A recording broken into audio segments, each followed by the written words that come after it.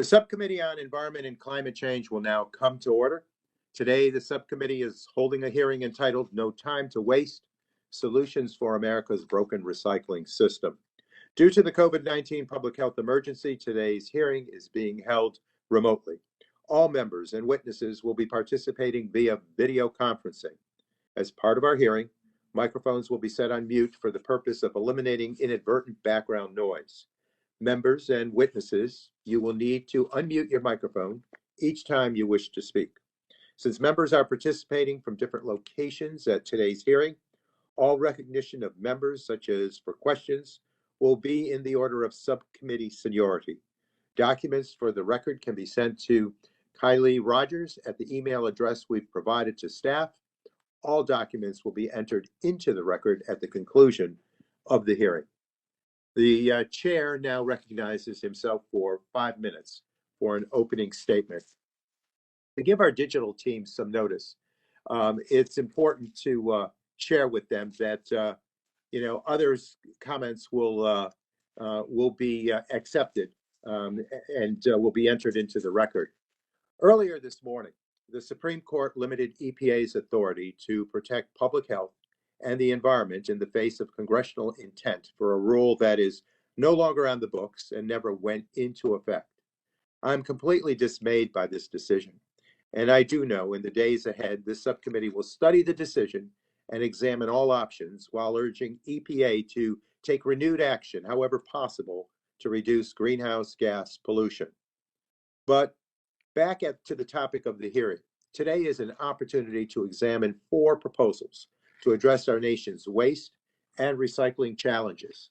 The American public likes recycling, but many people have concerns that what they put out to the curb often does not end up being recycled. These concerns are not unfounded. Far too many recyclable products end up in our landfills, and plastic waste in particular is ending up in our environment and our oceans. This subcommittee held an oversight hearing in 2020 to better understand these issues. We learned that in recent years, our nation's recyclers have been under financial pressure. The closure of the Chinese export market has had major impacts on the United States recycling system, causing municipalities to scale back once profitable programs, many of which are now actually costing local governments money. These changing market conditions expose deficiencies in domestic markets, education, and infrastructure that had been long overlooked as long as China was willing to accept our waste. In order to get us back on track, in last year's bipartisan infrastructure law, Congress recognized the struggling conditions of municipal recycling systems and included a $275 million appropriation for recycling and waste infrastructure grants and $75 million for education and outreach grants. I believe these investments will be complementary to the proposals that will be discussed today, which seek to address many of those challenges previously identified. H.R. 8059, a bipartisan bill from Representatives Neguse, Burchett, and Foster, seeks to improve recycling data collection, harmonization, and reporting to allow us to better understand the state of our nation's recycling and composting systems. H.R. 8183, a bipartisan bill from Ranking Member McKinley and Representative Sherrill, would authorize a pilot program at EPA to provide assistance to improve recycling accessibility, with the majority of funds going toward underserved communities. Subtitles A through D of Title IX of the Clean Future Act propose a suite of policies to reduce waste and improve recycling. This includes grants for community-led zero waste initiatives, funding for greater consumer education and outreach, requirements for manufacturers to design products to reduce environmental and health impacts, requirements for EPA to standardize labeling guidelines, and the establishment of a national bottle deposit program and a task force to recommend design criteria for a national extended producer responsibility program. Similarly, H.R. 2238, the Break Free from Plastic Pollution Act from Representative Lowenthal, offers a comprehensive set of policy solutions to reduce the production and use of plastic products. Today, the amount of plastic products actually being recycled is pitiful, and yet we are relying more and more on plastics for packaging and other single-use products. Many of these products are used for only a few minutes before being sent to a landfill, where, under the best case scenario, they will sit for many lifetimes, but all too often will find a way into our environment and even our food supply. Both the Clean Future Act and the Break Free Bill would move us in the direction of requiring the companies that produce this future waste to have greater responsibility for its proper recycling or disposal. Several states and foreign countries are establishing extended producer responsibility programs, and I believe it would be wise for us to do the same. But ultimately, no single policy or program will fix our recycling system. It is going to take many complementary efforts, examples of which we'll be discussing today. I look forward to hearing from our witnesses about the most effective steps that Congress and EPA can take to improve our nation's recycling and waste management systems. With that, I'll now recognize Representative McKinley, our ranking member of the Subcommittee on Environment and Climate Change, for 5 minutes for his opening statement, please. Representative McKinley. Thank you, Mr. Chairman, and thank you for conducting this hearing again. It's been 2 years since we had this hearing on recycle, so it's good to get back to it. We know it's a problem, but let me also thank our panelists that are participating here today. We have 6 panelists. But I think, Mr. Chairman, I think we have to all underscore we know solid waste and plastics are a problem. We've known that for decades, whether it's newspapers, automobile tires, plastics, batteries. I could go on and on and on they're filling up our landfills and becoming a problem for us. So it's not new. None of this is new. If you remember, Paul, you and I were back in the 60s when the recycling really began under the government-led program. We all had separate bins outside on our curb. We were to put our papers in one, our plastics in another, glass in another, and our garbage in another. Government was trying to change human behavior. They were trying to impose a change. And quite frankly, I think you all know it didn't work out real well. In fact, after 60 years of government intrusion, they're trying to regulate and change human behavior. You just mentioned it, Mr. Chairman. We only recycle in America about 23%, just over 20% of all the consumable products that we use. So we know we have a problem. But once again, it looks like Democrats just want big government to step in one more time with 2 of these 4 pieces of legislation. They want to ban plastics. For example, of those 2 of the 4, they call for a moratorium on any environmental permits for plastics facilities. That's just another name for banning the product ultimately. So, Mr. Chairman, why aren't we letting the free market run its course on recyclables? We know it's worked for paper, oil, gas, and even steel, where we're recycling steel. Why is Congress trying to treat plastics differently? Look, we also know, Mr. Chairman, there are problems with recycling plastics, like the cost, the separation of plastics. You have to separate them by their different colors, and that's done by hand. You have to worry about the chemistry of the plastic product, the polymers that are being used. Some don't mix well with that. Different temperatures are necessary with it. And then thirdly, another issue with recycling plastic is the lack of recyclable facilities in rural America. So just 2 years ago, when the committee had this hearing, a witness discussed that there were maybe, and I think it came from Colorado State, Mr. Chairman, if we go back over our notes on it, I think it was Colorado State. They were making some advancements on biodegradable plastics rather than recycling, find things that the material would break down. So I'm hoping today that our witnesses will provide us with an update on these advancements in biodegradable components and other innovations in recycling. That way we can tackle this issue rather than banning a product that's so part of our nature. But let's look at this big picture, Mr. Chairman. Not everyone lives in Los Angeles, New York, or Chicago, or for you, even Albany. So these are all cities with robust recycling programs. What about these small rural communities, like in Hazard, Kentucky, or Petersburg, Indiana, or Kermit, West Virginia? These are all small towns that don't have active recycling facilities with it, that And what we're doing is we would be forcing, under some of these legislation, increase in their cost of living. So we're already facing high inflation and higher energy costs. Why are we trying to change their cost of living? So, Mr. Chairman, I could just say in the time I have left on it, only in Washington do we think that we can legislate changes in human behavior. Recycling is certainly an issue we need to deal with, and it's been around for 100 years or more and try to do it. But the free market, using innovation, we'll find another solution that does not require banning plastics. That has been something the consumer has wanted. It's cheap, it's easy to use, and it's easy to manufacture. So we've got to find another way to deal with it. Banning them is not the solution. So thank you, Mr. Chairman. I yield back the balance of my time.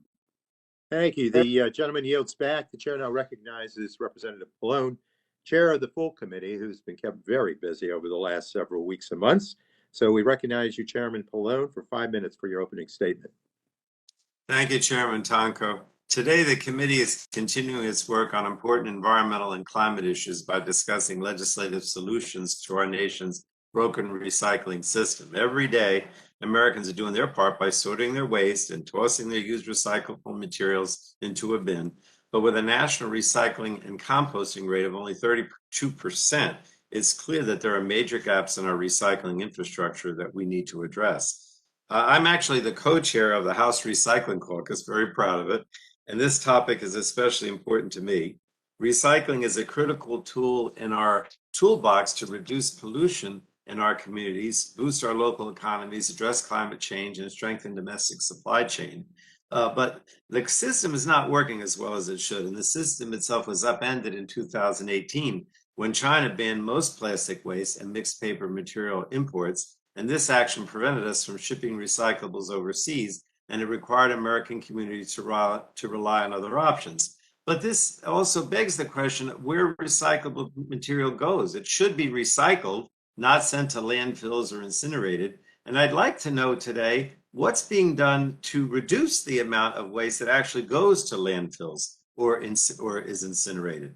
And I think all this requires more funding as well. And as with many programs, our recycling system is severely underfunded.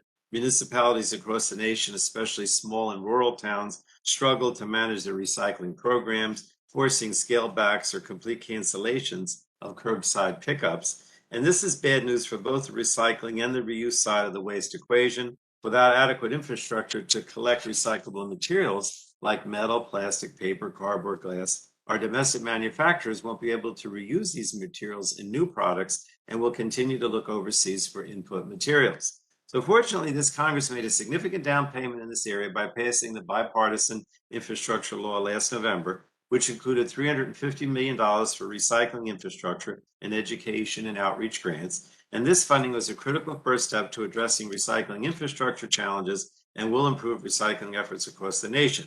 But Congress's work must not end there. Today, the subcommittee will examine 4 bills which provide different solutions to our recycling challenges. One, H.R. 1512, the Clean Future Act, which I introduced with Chairman Tonko and Rush, is a comprehensive approach to combating the climate crisis and includes a title on waste reduction.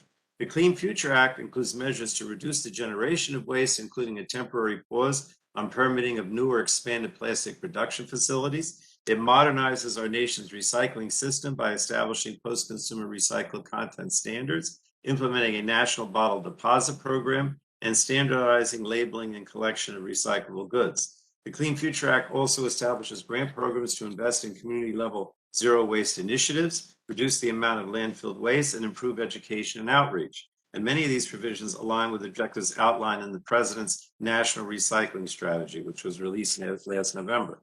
Then we have H.R. 2238, the Break Free from Plastic Pollution Act, includes a variety of recycling and waste reduction policies to address the pollution from increased plastic production and disposal. This pollution is often concentrated in environmental justice communities, and I thank Representative Lowenthal for introducing this bill.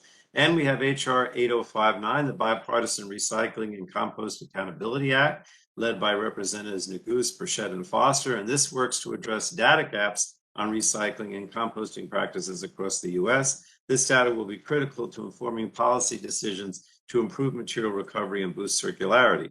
And we have HR 8183, the Recycling Infrastructure and Accessibility Act, again, a bipartisan bill led by our ranking member McKinley and Representative Sherrill. And I want to thank you, Mr. McKinley, for working across the aisle on this issue.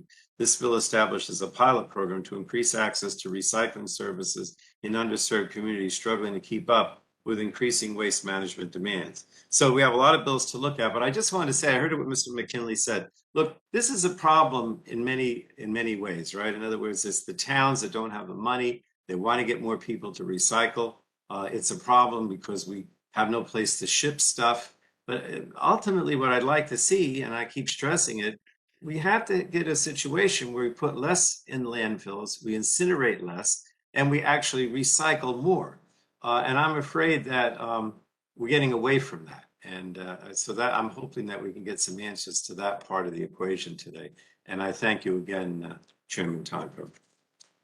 The gentleman yields back. The chair now recognizes Representative Rogers, our ranking member of the full committee. Representative Rogers, you're recognized for 5 minutes for your opening statement, please. Thank you, Mr. Chairman. Good morning, everyone. First, I want to highlight the Supreme Court decision today that confirmed EPA has been acting outside its statutory authority when issuing overreaching rules on the nation's power sector.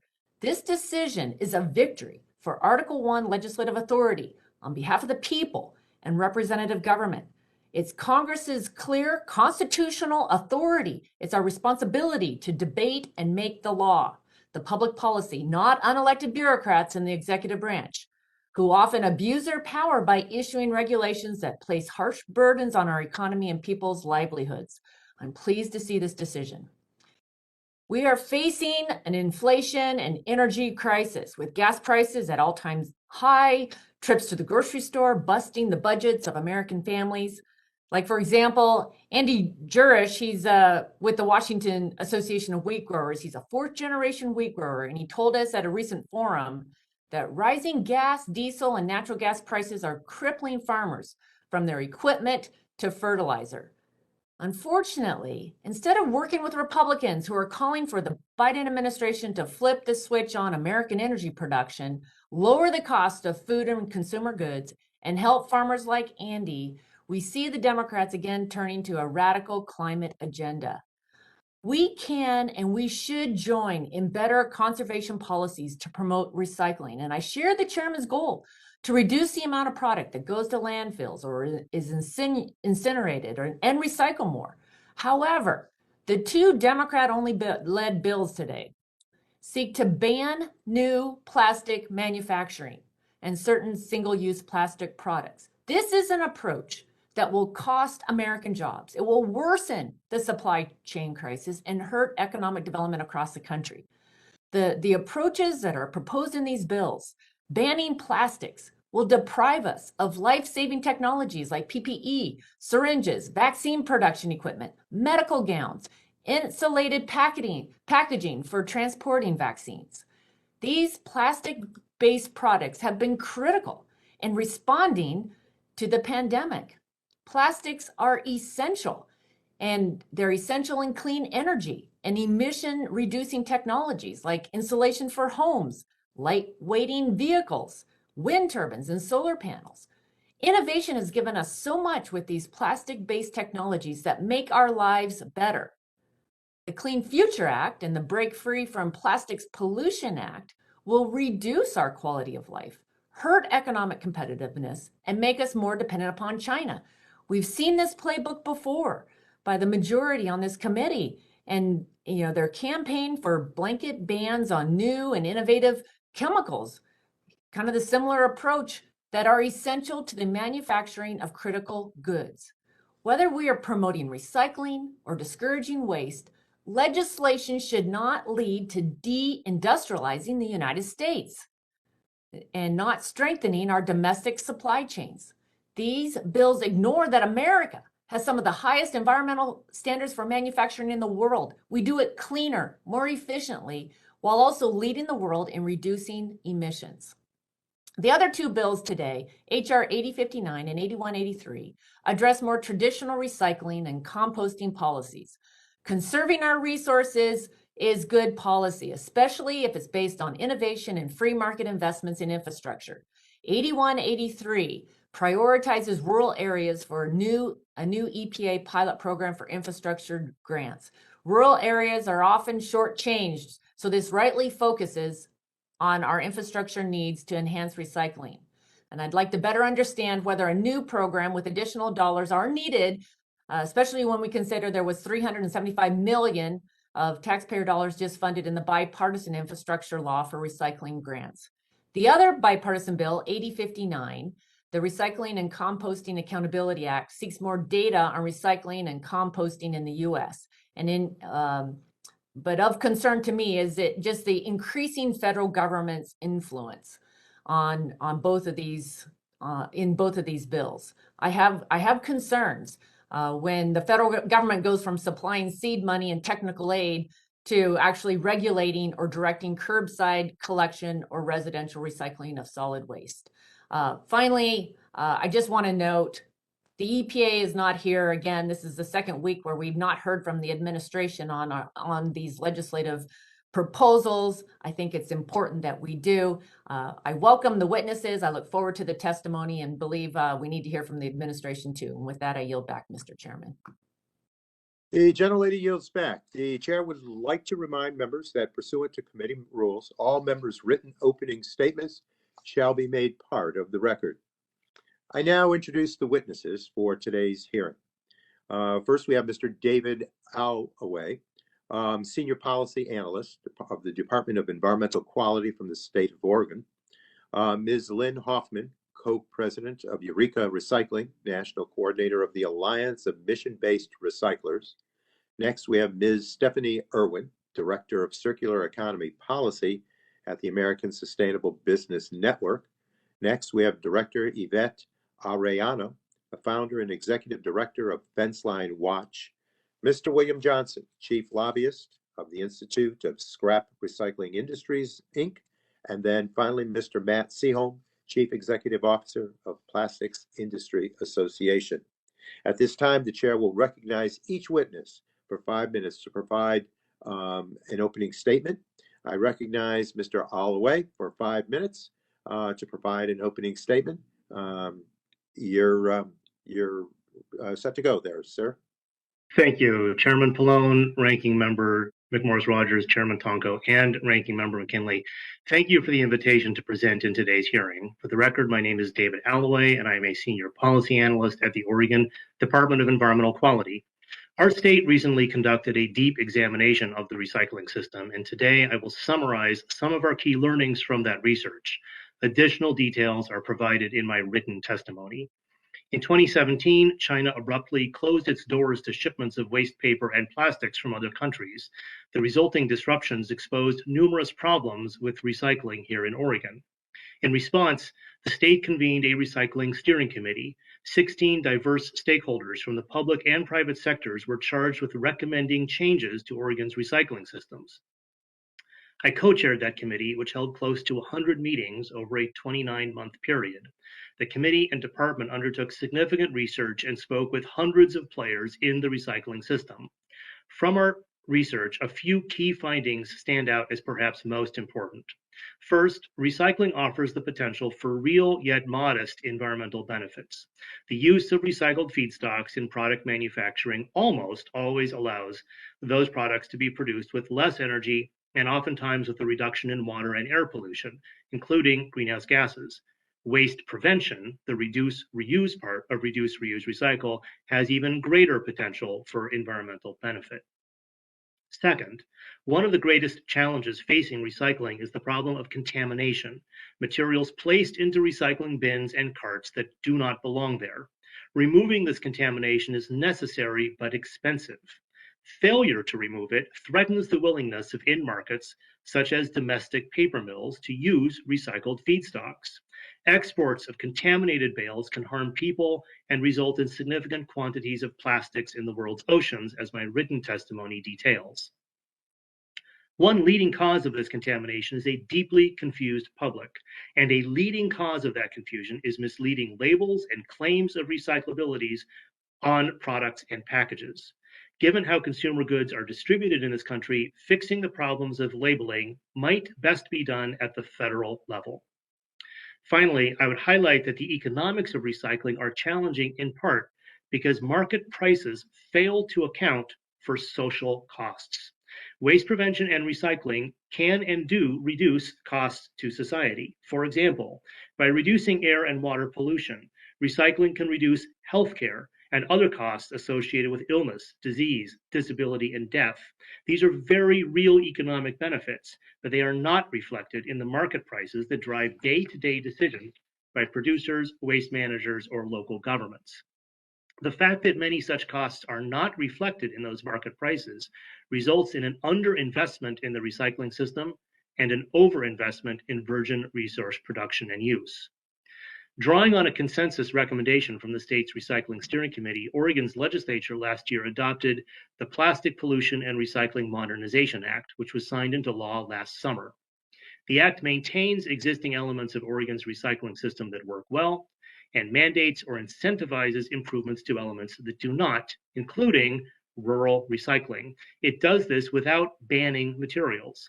The organizing principle of the act is one of shared responsibility, with obligations shared across all players of the system, including the producers of packaged goods and printing and writing paper. This last element is part of a growing trend to require producers to share in the responsibility for a modernized, effective, and responsible recycling system for the packaging that they put into the marketplace. While producer responsibility for packaging and printed paper is new to this country, it is common in other nations. Oregon and other US states already implement more than 100 similar laws addressing a wide variety of other materials, such as electronic and pharmaceutical waste. In the last year, there has been a significant increase in industry support for some form of legislated producer responsibility for packaging. And I believe that this stems from a recognition that America's recycling system has reached both a crisis and a crossroads, that decades of voluntary solutions by industry have been helpful but insufficient, and that producers can and should play a role in solving the problems and realizing the full benefits of recycling. Thank you very much. Thank you, sir. We will now recognize Ms. Hoffman. You're recognized for 5 minutes, please, for your opening statement. Thank you, Chairman Tonko, Ranking Member McKinley, members of the subcommittee. Thank you for your time and attention on this very important issue. My name is Lynn Hoffman. I'm one of the co-presidents of Eureka Recycling and the National Coordinator for AMBER, the Alliance of Mission-Based Recyclers. Eureka is a social enterprise recycler. We're based in Minneapolis, Minnesota. Our mission is to demonstrate that waste is preventable. We employ 120 amazing people with living wage jobs who collect, sort, and market 110,000 tons of residential recycling every year. We hold a clear and bold vision for a world without waste while we wrestle with the day-to-day challenges that are facing recycling today. Recycling is not just a critical tool for reducing waste. It has the potential to help stabilize the climate, preserve critical ecosystems, protect human health, mitigate the inequitable impacts of waste and extraction on overburdened communities, and support resilient regional economies and good green jobs. However, to realize these benefits, we have to be clear-eyed about how recycling works, what its limitations are, and how effective policy can enhance its impact. First and foremost, recyclers are manufacturers. We take a specific set of products that are designed to be recycled. We sort them into high quality, consistent, valuable global commodities, and we feed those into the supply chain to be made into new products. We're seeing unprecedented disruptions in global supply chains and increasing demand for recycled materials. Improving recycling improves the resilience and the stability of the US economy. And the following 3 core actions are needed to get us there. First, Congress must support recycling with policy solutions. Investments in recycling through the Infrastructure Investment and Jobs Act will be so much more effective if they're supported by essential and complementary policy, including recycled content mandates, thoughtfully designed national container deposit system, labeling and design standards for packaging, incentives and targets for reuse and reduction, and bans on the most problematic and unnecessary materials. Another key provision in 2 of the bills under your consideration is a National Extended Producer Responsibility, or EPR system. Eureka is just one of over 350 recycling facilities across the country that must make frequent multi-million-dollar upgrades just to keep up with the ever-changing composition of packaging and product. This further increases the cost of recycling programs for communities. As it stands today, producers have no skin in the game when it comes to the end of life of the products and packaging they create. A strong EPR system could transform the way we fund and improve recycling across this country and shift the burden away from taxpayers by requiring producers to design their products to fit into existing systems and financially support the necessary infrastructure. We work with stakeholders across the supply chain, from the US Plastics Pact to community advocates to consumer brands and packaging companies, and there's widespread agreement that it's time for EPR. Second, Congress should support policies that move beyond recycling towards reduction and reuse. Recycling is only a solution for products and packaging that are designed to be recyclable. Take number one, PET plastic bottles. These are only one of the few plastic packaging types that are easy to sort, have strong markets, and yet less than 30% are captured for recycling. This is low-hanging fruit, and we should invest in capturing the millions of tons of wasted material that are already recyclable and are in high demand as domestic feedstock. For the myriad of other non-recyclable single-use packaging, recycling is not a viable or effective solution. Reduction, redesign, and reuse are the most effective strategies for these wasteful products. Finally, Congress needs to focus on effective innovation, not distractions. Technology innovations are needed in recycling to improve quality, safety, and transparency. However, companies want to sell so-called chemical recycling or advanced recycling schemes as new solutions for low-value, toxic, problematic, and unnecessary plastics. These have been pitched for 40 years and have never been proven economically, logistically, or technologically feasible as recycling solutions. Turning plastic into fuel is not recycling. Please be wary of these greenwashed versions of linear consumption, which have no place in a circular economy. As the US steps into a lead negotiating role to develop a global plastics treaty, Congress should not miss this opportunity to pass the Break Free from Plastic Pollution Act as a model blueprint for national action and a game-changing transformation of recycling without massive federal spending.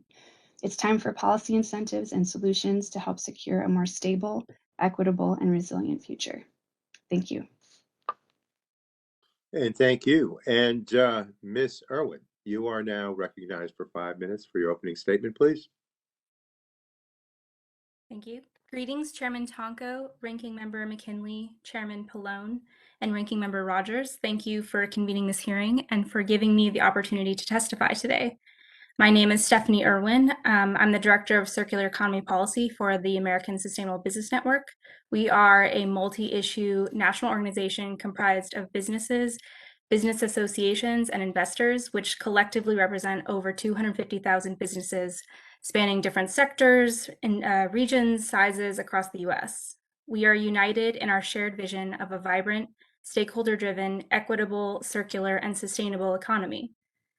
We're asking for a future where businesses use, reuse, and remanufacture materials in perpetuity. This will save money, foster innovation, and create 1 million new jobs, all without contributing to devastating impacts on our health, communities, ecosystems, and economy. But we cannot get there without urgent and decisive legislative action. It is true that plastic has played a critical role in our economy. However, despite the practical applications that some of these plastics have brought, it is clear that the use of plastic, particularly the use of consumer single-use products and virgin plastic, comes with significant costs to our current and future economic well-being. With 95% of plastic going to landfills and incinerators every year, we are writing off an annual loss of $7 billion in commercial value from our collective balance sheet.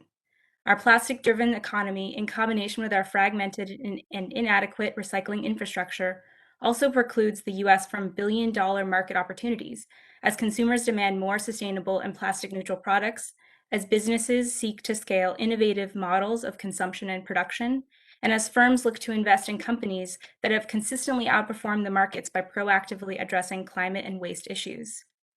But simply addressing recycling is not enough. To tackle the broken recycling system, solutions must address challenges at each stage in the product lifecycle, from R&D and design to extraction, production, distribution, use, and end of life. Effective solutions must also be material specific and sector specific, taking into account the unique properties of each material and how it is used by industry and consumers alike. The good news is businesses are ready to be a part of the solution.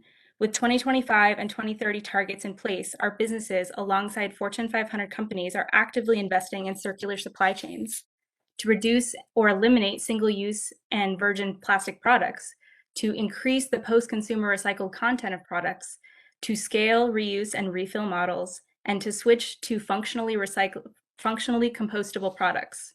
An EPR policy like Break Free from Plastic Pollution Act would help pool and direct those funds towards greater impact and transformational change.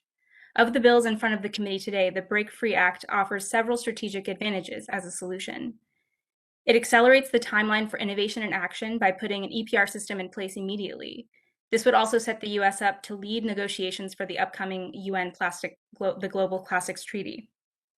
It creates a national recycling blueprint and a model for enhanced public-private partnerships where stakeholders across the supply chain can freely share and exchange knowledge and adopt industry-wide standards that build upon proven local and state policies. A model, I might add, that does not rely solely upon taxpayer dollars. It helps frontline communities, workers, and natural ecosystems directly impacted by plastic pollution, avoiding years of inaction and costly litigation, as well as health and cleanup costs.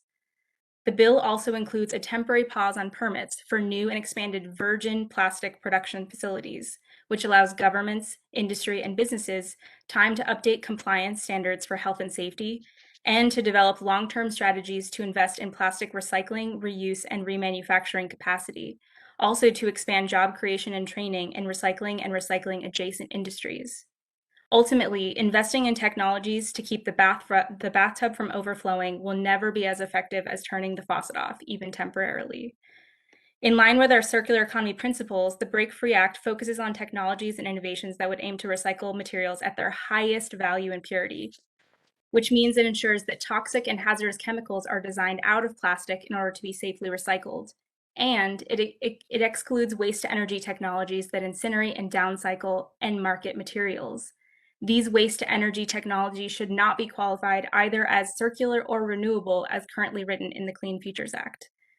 From the perspective of the American Sustainable Business Network, the Break Free from Plastic Pollution Act offers a comprehensive, innovative, and proactive solution that takes advantage of all these strategic opportunities currently available for business, industry, and markets, all to grow a stronger and healthier economy.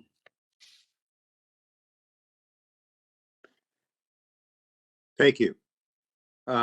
The chair now recognizes Director Ariano. You are recognized, please, for 5 minutes. Chairman Tonko and members of the subcommittee, thank you for the invitation to speak. For the record, my name is Yvette Ariano, and I'm the founder and executive director of Fenceline Watch, an environmental justice organization dedicated to the eradication of toxic multi-generational harm on fenceline communities living next to oil, gas, and petrochemical industries. My statement is composed of 2 key issues: the human health impact of plastic production and its incineration. 99% of plastic is derived from fossil fuels, and Houston is home of the largest petrochemical complex in our country, along a 52-mile stretch called the Houston Ship Channel. Chemical plants and refineries share tracts of land with elementary schools, playgrounds, churches, and homes. Houston also lacks zoning. There are no setbacks, no buffer zones. Our communities share experiences of smells, flares, and disasters with workers, many of which are temporary contractors at these facilities. When disaster hits, they evacuate to our local parks. Houston resin exports and holds 59% of the market shares of all resins from the US. From 2017 to 2018, plastic resin out of Houston grew an astounding 38%, with polyethylene and other plastic export increasing 62%.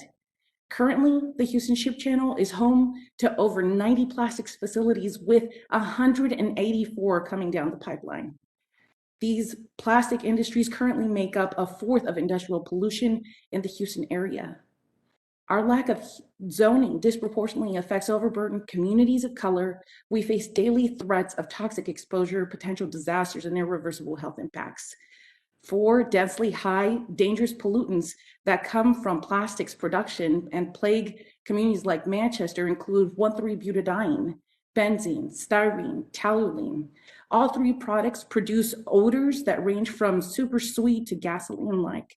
Reporting these odors is an arduous task left to those of us who can wait over an hour bouncing between jurisdictions and departments. My predominantly Hispanic community is also limited English proficient. And in efforts, we try to address language barriers for those who don't have ease of access to current reporting systems and public input opportunities.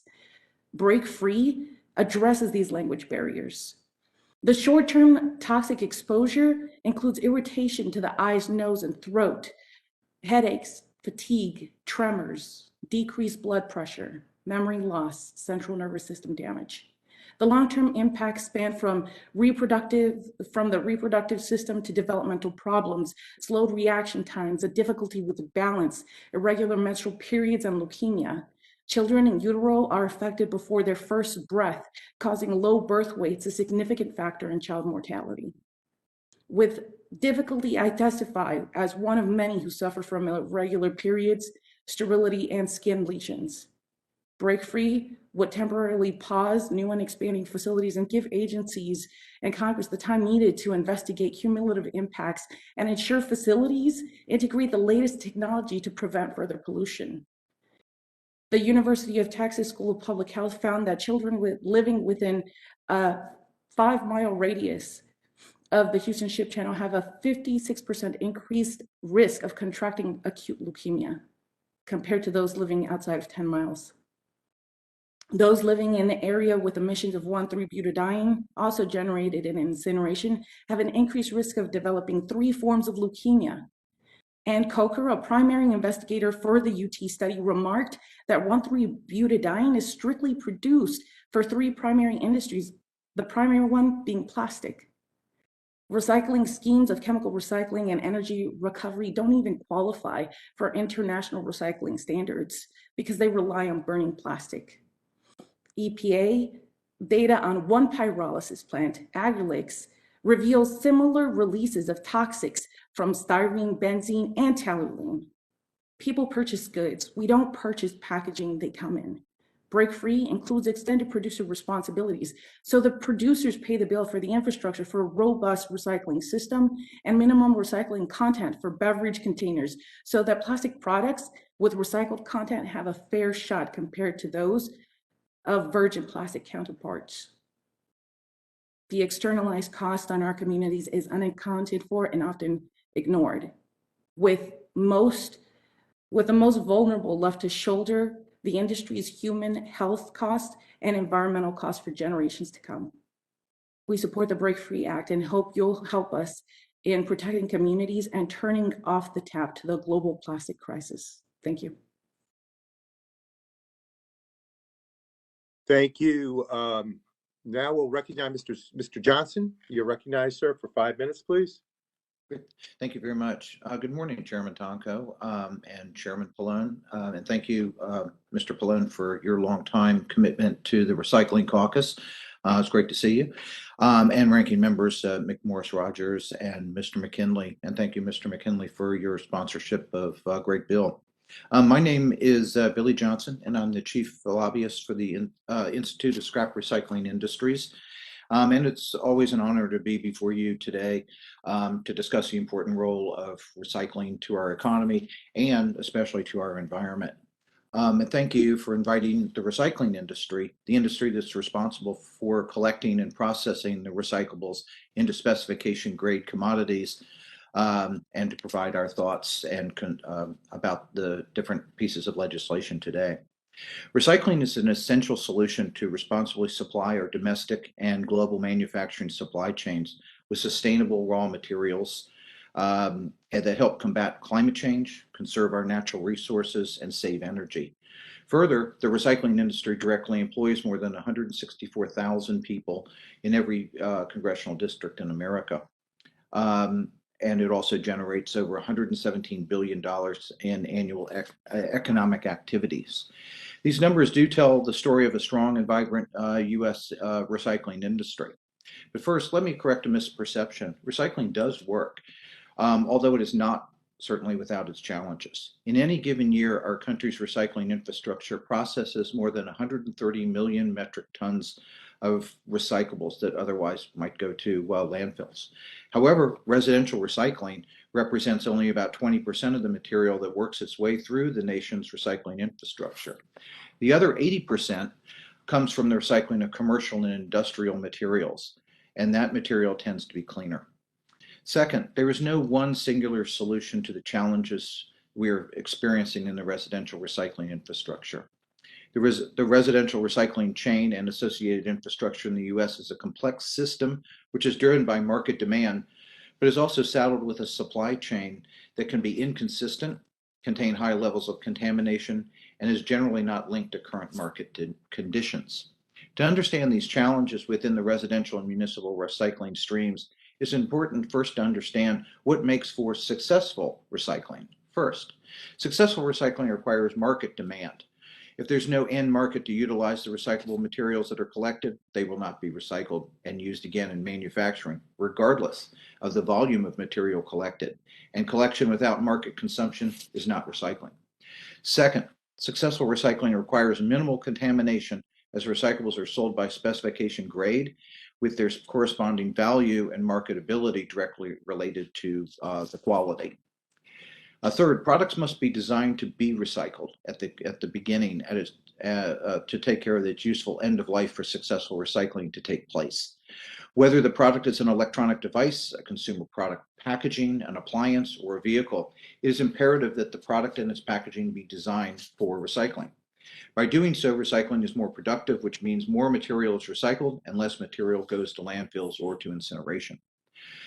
What makes the residential recycling stream so different is that while it is subject to the same demand-driven end markets as commercial and industrial recycling, it is saddled with an ever-changing mix of materials on the supply side, and that material flows into the stream whether there is a market for it or not. This sets the residential recycling infrastructure apart from commercial and industrial recycling in the United States, and that is why it demands a unique approach. Because of the visibility of the challenges being experienced in the residential recycling infrastructure, we've seen a growing loss of confidence in recycling on the part of the general public, which is a great concern to all of us in the recycling and manufacturing industries. It is imperative that we address these challenges with effective solutions to create a truly circular economy. I will go ahead and just talk about the legislation during questions and answers at that point. But at ISRI, we believe that all the stakeholders must come together to develop a common understanding of the weaknesses affecting the residential stream and then work together to develop the menu of solutions needed to be put in place. Thank you for this opportunity to explain the complexities of the recycling systems, and I look forward to taking your questions. Thank you. Thank you, sir. And we next have Mr. Seaholm. You are recognized, sir, for 5 minutes, please. Thank you. Good afternoon, Chairman Tonko, Ranking Member McKinley, Chairman Pallone, Ranking Member Rogers, and honorable members of the committee. Thank you for giving me the opportunity to appear before you today. My name is Matt Seaholm, and I'm the president and CEO of the Plastics Industry Association. Originally founded in 1937 as the Society of the Plastics Industry, we strive to represent the entire supply chain of the plastics industry, in which nearly 1 million Americans are employed. Our membership includes material suppliers, equipment manufacturers, processors, and recyclers. Let me first say I very much appreciate the commitment of this committee to pursue solutions that will increase recycling rates and reduce waste. There's a saying in our industry: we love plastic, we hate plastic waste. The way we see it, any molecule of plastic material that leaves the economy is a waste. We need to collect, sort, and ultimately reprocess more material, plain and simple. And that goes for all substrates, not just plastic. For too long, too much of the recyclable material that was collected for recycling was shipped overseas. While countries like China were building their recycling infrastructure, America was asleep at the wheel. We weren't significantly investing in modernization or expansion of material recovery facilities or the necessary capabilities to keep up with the incredible innovation that has transpired in plastic products over the past 20 years. So now America must play catch up. Plastics industry is investing billions of dollars in recycling technologies and will continue to do so, with billions more announced. But this is a shared effort and one that requires partnerships at every level of government. For Congress, I would suggest a number of ways that together we can improve recycling rates in our country. First, say increase investments in critical recycling infrastructure to ensure collection, sortation, and processing can keep up with the complexities of all materials in the marketplace. The EPA has started their process for granting resources included in the Infrastructure Investment and Jobs Act that stem from the Save Our Seas 2.0 legislation passed in the last Congress. It's a great start, but certainly more is needed. Second, promote end market development for the variety of plastic resins on the market to ensure that demand remains for recycled materials. Reasonable and attainable recycled content requirements can help spur investment and guarantee markets for recyclable material. Third, encourage innovations in recycling technologies to ensure the variety of materials that cannot economically be recovered through traditional methods are included, moving towards a more circular economy. But perhaps more importantly, I urge the committee and Congress to not stifle innovation in promising new technologies that are needed to get where we need to go. And fourth, develop national standards and definitions related to recycling, bringing greater efficiency to the collection, sorting, and recycling materials. I'm not suggesting a one-size-fits-all approach to recycling, but a consistent set of terms and guidance that will avoid unnecessary complexities that only make it harder to achieve our shared goals. I would add that our association and our members support H.R. 8059, the Recycling and Composting Accountability Act, as well as H.R. 8183, the Recycling Infrastructure and Accessibility Act, both of which are good steps in the right direction.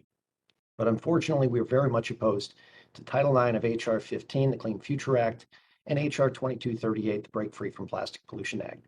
In my time remaining, I would like to highlight the most concerning component of both bills. Proposed moratoriums on permits for new or expanded plastics manufacturing facilities would be devastating to our industry, the nearly 1 million workers we employ in the United States, and the supply chains we support. By ceasing permits, these proposed bills would push plastics production to other countries, ones with much less stringent environmental records. This will also greatly increase the carbon footprint of its transport by requiring greater journeys for it to reach the American marketplace. Because the vast majority of plastic manufactured here comes from a byproduct of the natural gas refining process, the feedstock is plentiful and certainly cleaner than oil-based derivatives used elsewhere in the world. Reshoring our manufacturing supply chains is a priority that crosses party lines. Plastic is essential for the production of everything from microchips to medical devices to electric vehicles. That's right, it will be impossible for America to reach its climate goals without plastic. Is too little plastic recycled? Yes. Can we build the necessary infrastructure to greatly increase our recycling rates? Again, the answer is absolutely yes. Our industry will continue to invest, but we would welcome the partnership of leaders like yourselves to get America's recycling system where it needs to be. Thank you again for the opportunity to appear before you today, and I look forward to answering your questions. Thank you very much, Mr. Sehome. And now we will move to member questions. I will start by recognizing myself for 5 minutes. As lawmakers, having access to the best and most recent data available is absolutely critical to making informed decisions on any policy matter. This extends to recycling for certain. H.R. 8059, the Recycling and Composting Accountability Act, includes several provisions that focus on collecting data on recycling and composting programs. Mr. Allaway, how will access to more data on recycling help states and localities with their programming? Chairman Tonko, thank you for the question. I would like to reflect on the experience here in Oregon, which is recognized as having perhaps one of the best existing data sets on recycling in the nation. We have found that data can be very helpful. Our data-driven approach is what helped Oregon to avoid some false solutions that have been proposed in some other states, and to really evaluate and recognize both the potential, the costs of our existing programs, and the potential cost and benefits of a variety of different potential policy solutions. So we were able to conduct a much more robust and transparent evaluation of the pros and cons of different policy solutions because we had a very good set of data to draw on. More data can be very helpful. There is certainly no harm in data, but I would caution against a sort of a data-only approach, as we've seen in our own experience in some other places, that the busyness of collecting and evaluating data can become in itself its own weather system that consumes all of the bandwidth and prevents anything else from ever being done. Data does not solve problems. data needs to be accompanied with policy solutions. Thank you. Thank you. And Mr. Johnson, why is data collection an important component of improving our recycling system? Well, thank you. I completely agree that if without the data, you're basically driving blind. You need to know how much you're collecting now and what you're trying to achieve. And without that, I don't really understand how you can make an accurate policy decision. So you absolutely need the data to be able to make good decisions at the federal, state, and local levels. Thank you. And I agree that comprehensive data will assist communities across the nation by improving and maintaining their recycling programs. Beyond assisting communities with their efforts, data also helps businesses. So, Ms. Irwin, how will addressing information gaps in the recycling landscape assist businesses with their efforts to participate in what we call that circular economy? Thank you for the question, Chair Tonko. So on the business end, circular economy has had a lot of criticism, mainly because it lacks data and the ability to understand how to use these data points. How can we track progress? And so I think that data points and collecting more reporting and standardizing what data points are collected would inform better decision making for businesses and also help them understand where the best opportunities are to invest in infrastructure and new technologies. I thank you for that. By filling filling those critical information gaps, policymakers at all levels will be equipped with the right tools to make much needed improvements to our nation's recycling infrastructure. And businesses then, I believe, will be able to make informed investments. During this hearing, I'm sure we'll hear claims about the need for single-use plastics. The Break Free from Plastic Pollution Act recognizes that there are certain applications where plastics are appropriate, and it does not seek to prohibit or limit their use. This includes medical and public health products, personal protective equipment, and personal hygiene products. I think it's important to make these distinctions amongst the specific uses.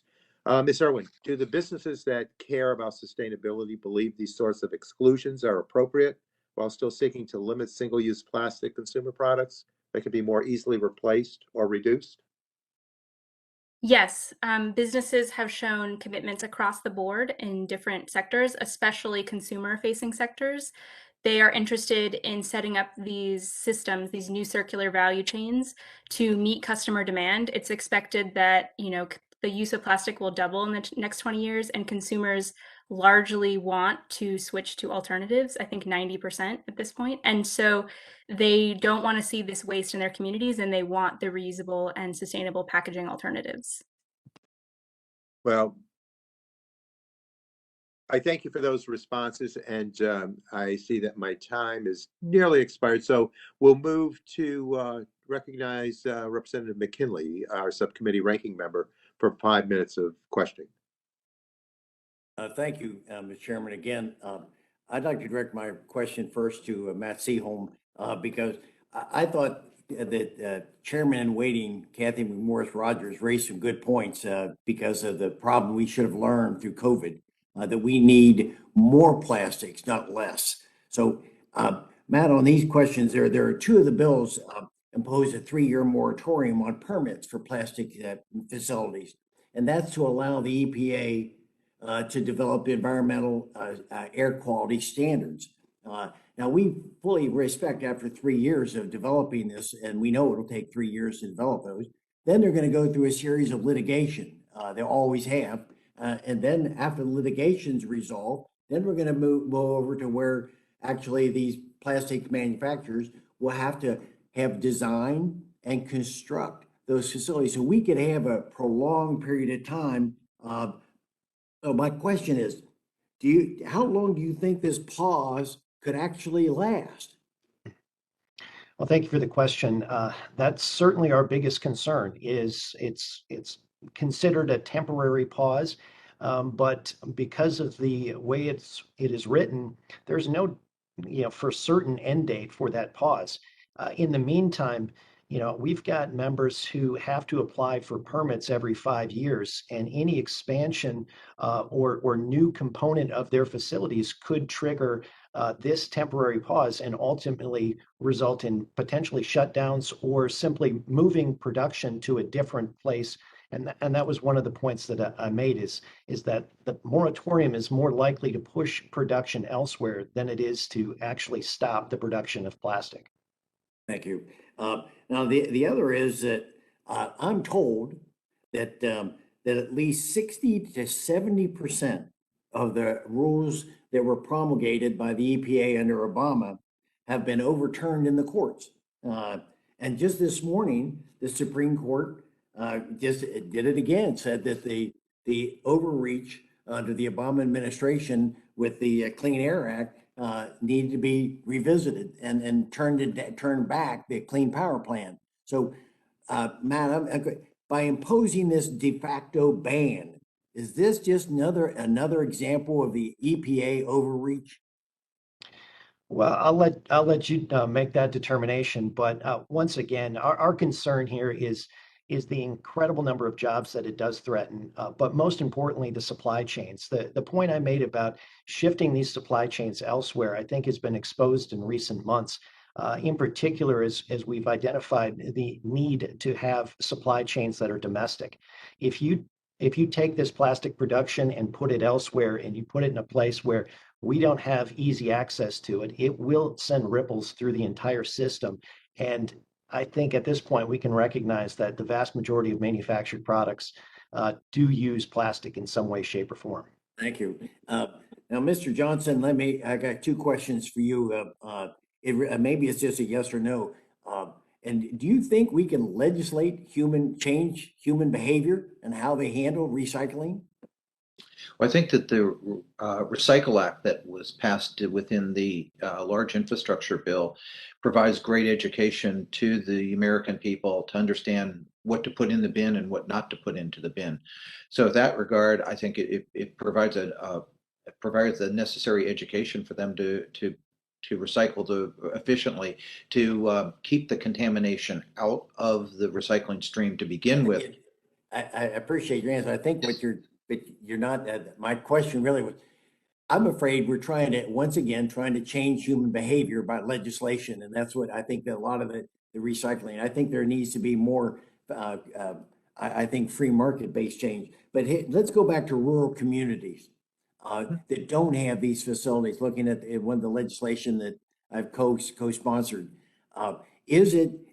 Will this, if we don't have these facilities, and yet we impose more stringent recycling, is it going to raise the cost of living for people in rural areas around this country? Well, I think the bill that you have sponsored is a great bill to try out different approaches in different areas, because one size does not fit all in the United States. So I commend you for the bill.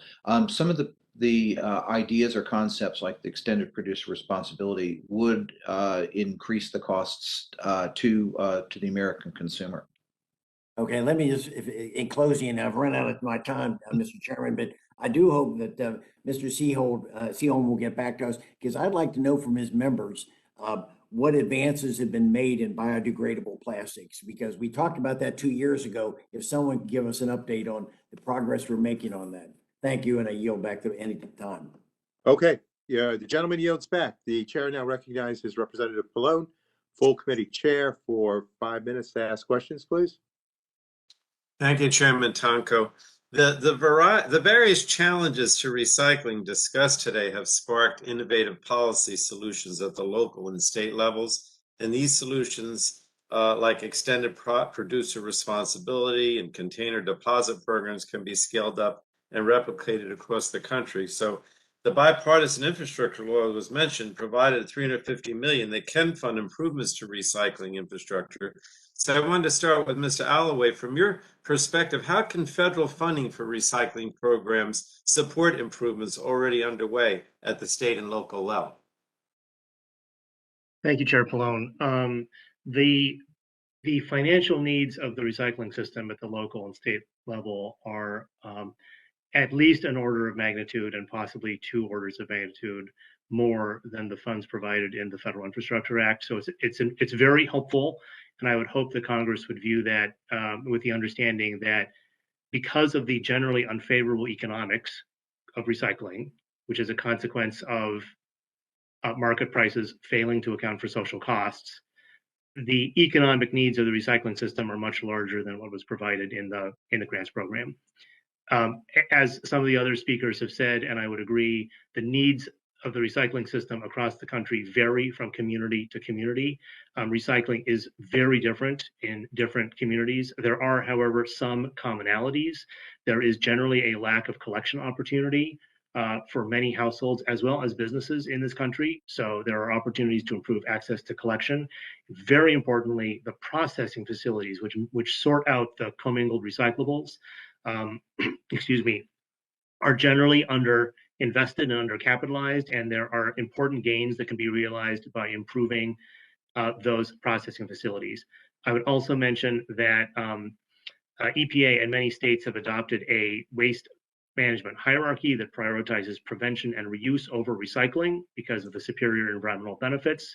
And there is significant environmental potential that can be realized through simple prevention techniques, such as providing infrastructure that allows people to drink tap water as opposed to relying on single-use disposable bottles. Thank you. Right. I want to ask you another question, because in my Clean Future Act, we have a language that creates a variety of incentives for recycled material, like post-consumer recycled content standards and extended producer responsibility program. And I think these policies would help expand markets for recycled materials by making it more economical for manufacturers to use recycled content compared to new or virgin materials. So let me ask you briefly, because I have another question. Your testimony echoes a similar message, but briefly, what kind of federal policies will be most effective and impactful to provide incentives for recycled material? Chairman, I would agree that both extended producer and responsibility and post-consumer recycled mandates, if carefully and thoughtfully designed, would create incentives to provide and increase markets for recycled materials. All right, thanks. And then let me ask Mr. Irwin, in your testimony, you highlight the business case for investing in alternatives to single-use and virgin plastics. How can federal policy complement and accelerate this type of market shift, if you will? Thank you for the question, Chairman Pallone. So right now, most businesses have voluntarily pledged to do this work, and that accounts for only about 20% of consumer markets at this time. We need policy to put everyone in the room to come to solutions together and put this funding and these objectives together so they can adopt these standards and circulate innovation across the value chain and across the industry. All right, thanks so much. I see my friend Billy Johnson. I didn't have a question for you, but I do want to thank you for being here today and to all you do, to promote the industry. I really think, as I said, I chair the Recycling Caucus, and I don't chair too many things other than this committee, but I do it because it's very important, I think, for us to continue to try to promote recycling and do it in a bipartisan way. I know there are some disagreements that obviously we can see today, but I definitely think this is something where Democrats and Republicans can work together to make a difference, and something that, brings people to actually participate in ways to improve the environment. So let's just continue to work together and see how we can move forward in a positive way. Thank you, Mr. Chairman. Thank you, Mr. Pallone. The gentleman yields back. You're most welcome. The chair now recognizes Mrs. Rogers, Representative Rogers, full committee ranking member, for 5 minutes, please, to ask questions. Thank you, Mr. Chairman. And I appreciate the chairman's comments about working together on bipartisan solutions that will encourage innovation. I believe that there are ways that we can work together to develop new ways to conserve our resources and recycle materials. I think my biggest concern is around threatening our standard of living and our economic competitiveness, which I think we also need to consider. Mr. Seaholm, I wanted to ask just a series of questions just to help me better understand, because the Break Free from Plastic Pollution Act and Title IX of the Clean Future Act reflect this drive to ban plastics from the United States economy. And I just wanted to ask some questions to better understand. When people think of a single-use plastic, they focus on straws and lunch baggies. Would these bills only affect these items? Certainly not. You're absolutely right. The term plastic is a very, very broad one, but oftentimes gets, you know, perhaps wrongly applied. And in this case, especially when we're looking at the moratorium on a new plastics manufacturing facility, it would cover every type of plastic imaginable. And there's really about six polymers, six categories of polymers, but there are hundreds, if not thousands, of different types of plastics out there. So it would cover them all. Would you consider the most important kinds of single-use plastics like for healthcare or safety applications or plastics that help us lower carbon emissions? Would that be included? Well, that's sort of like asking someone to choose their favorite child, but we do represent the entire plastics industry. I would say all single-use plastics have a purpose, and whether that is to protect food and keep food from spoiling, or certainly medical devices and PPE are things that we became acutely aware of, and the value of plastic over the last couple of years.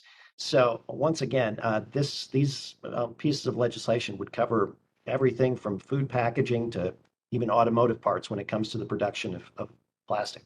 So if we were to implement a ban, are there equally effective and affordable alternatives? And what would eliminating or significantly limiting the use of plastic materials mean for our economy and our way of life? Yeah, every product, every business that's manufacturing a product chooses the material they do for a reason, and that's why plastic oftentimes is the choice. Whether it's performance properties, whether it's hygienic reasons, whether it's availability and safety components of it. At the end of the day, those are the choices being made, and simply saying we're going to stop using plastic doesn't get rid of the demand for the product that's in question. That's where you get a movement to other materials. And at the end of the day, when you look at life cycle assessments, plastic almost always wins when compared to other products for the applications that it's used for. Thank you. I appreciate those insights. Mr. Johnson, no doubt recycling has a lot of benefits, and we want to figure out how to do this and do it effectively. Does a one size fits all approach make sense for recycling? And would you speak to the role of the federal government or states and local governments in charge of residential and curbside collection efforts? Thank you. It's great to see you, Mrs. McMorris Rogers. No, one size fits all doesn't work. I mean, I would say recycling in Spokane doesn't work the same as in Albany as it does in Little Rock. It's all recycling is really, especially, and let me caveat that the residential recycling is a local issue that's better handled at the local level, and the more of the industrial and commercial, where the vast majority of recycling happens, that's a little bit more. It does have some regional issues, but it's a little closer to that one size fits all, but certainly not at the residential level, where you just get a different mix of materials that are coming into the recycling stream, and the residential recycling systems really don't have a choice of what they get to accept, other than through the you and me, the citizens sorting that material before it goes into that system. I have one more question. I just wanted to ask on Mr. McKinley's bill, really focusing on a pilot project for rural areas. How long should this pilot last? And do you have a sense of how much funding it would need to be authorized to make it meaningful? I'm not a good guess at money on that for you. You would be better, the CBO and such would be better at that. But I think you definitely do need a period of time, at least 5 years or more, to see whether it works. I mean, it takes a while to get people accustomed to recycling, to recognize that it's beneficial, and to understand how to do it and how to do it right.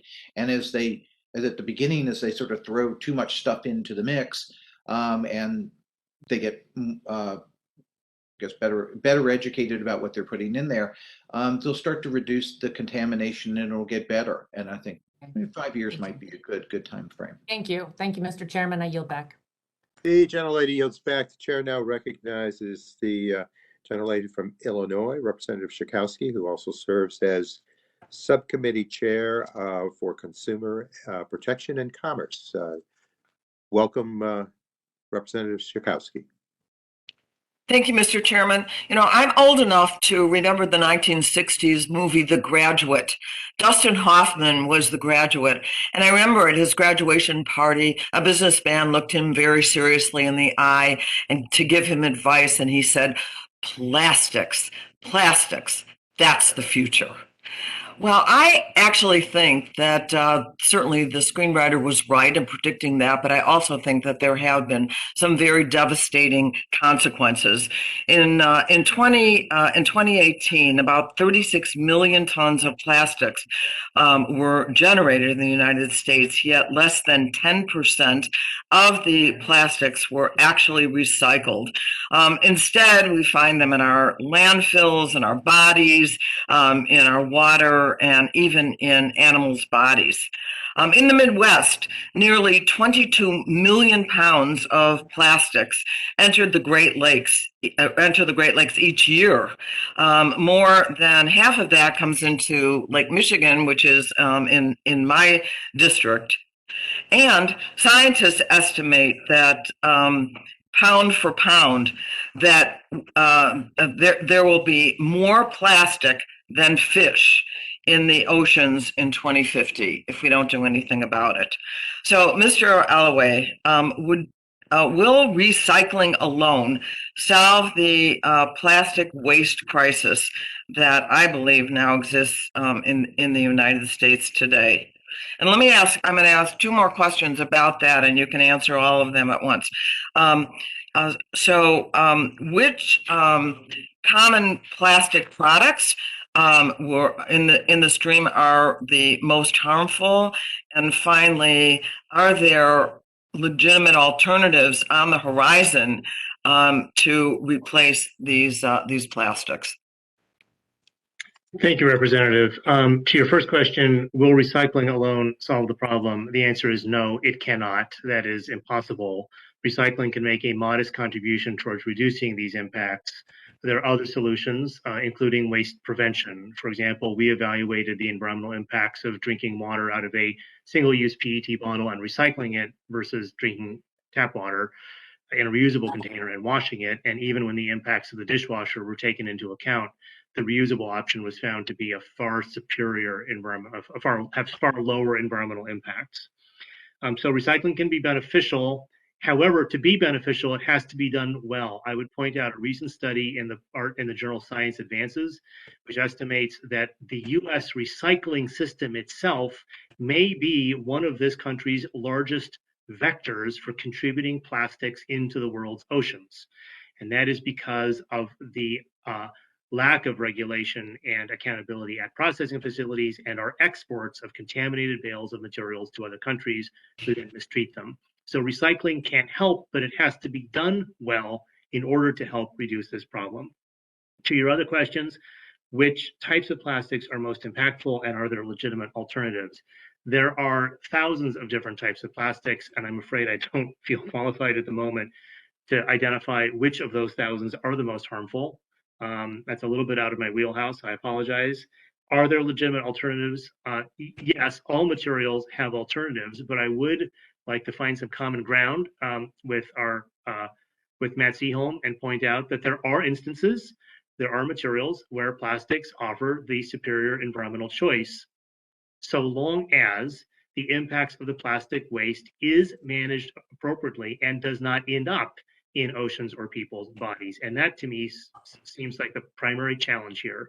How do we realize the benefits that plastics can provide while avoiding the negative impacts of plastic production and improper disposal? Thank you. Thank you so much for that for that answer. I wanted to turn to Ms. Is it Irwin?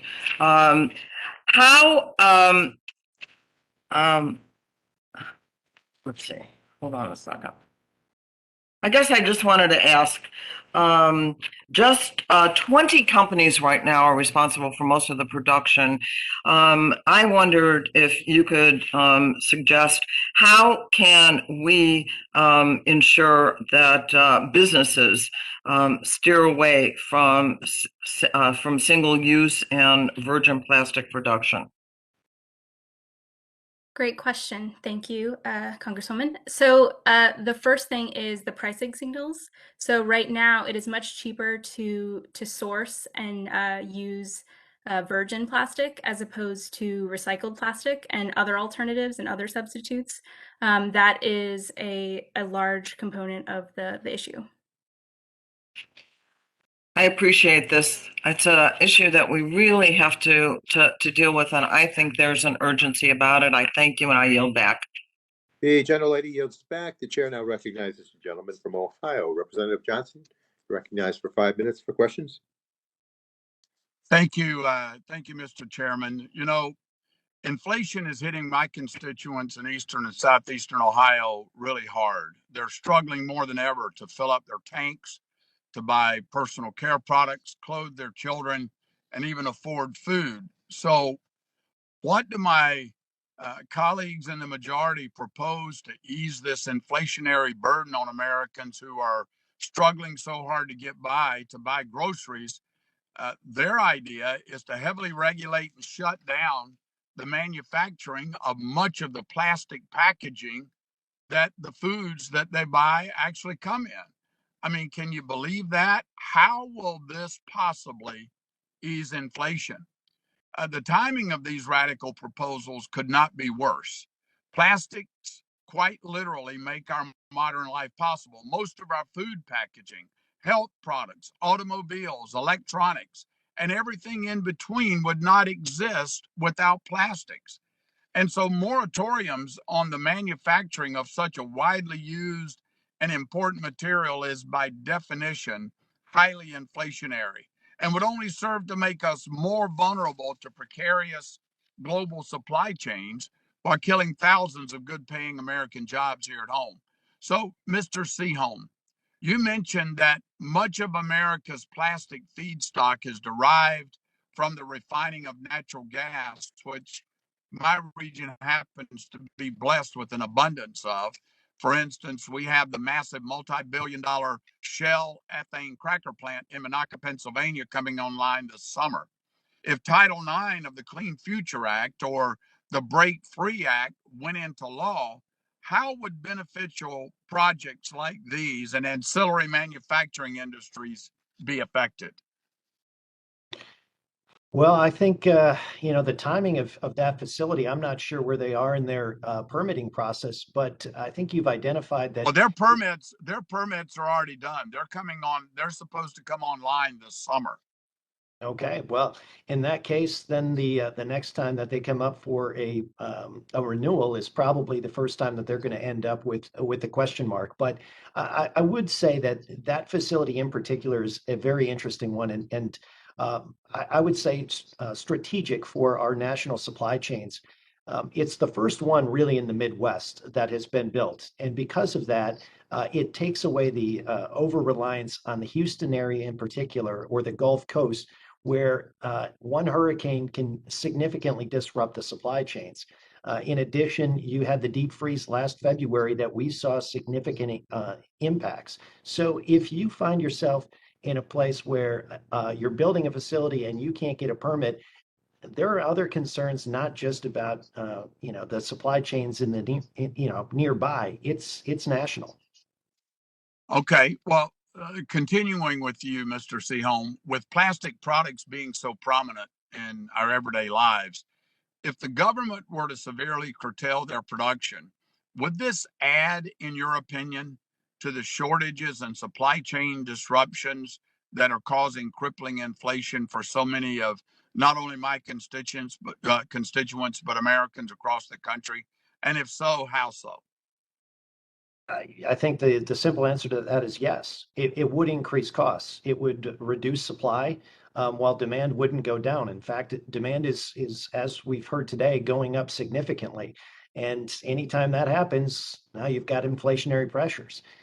Even if you push the production elsewhere, it's going to increase the cost to transport it.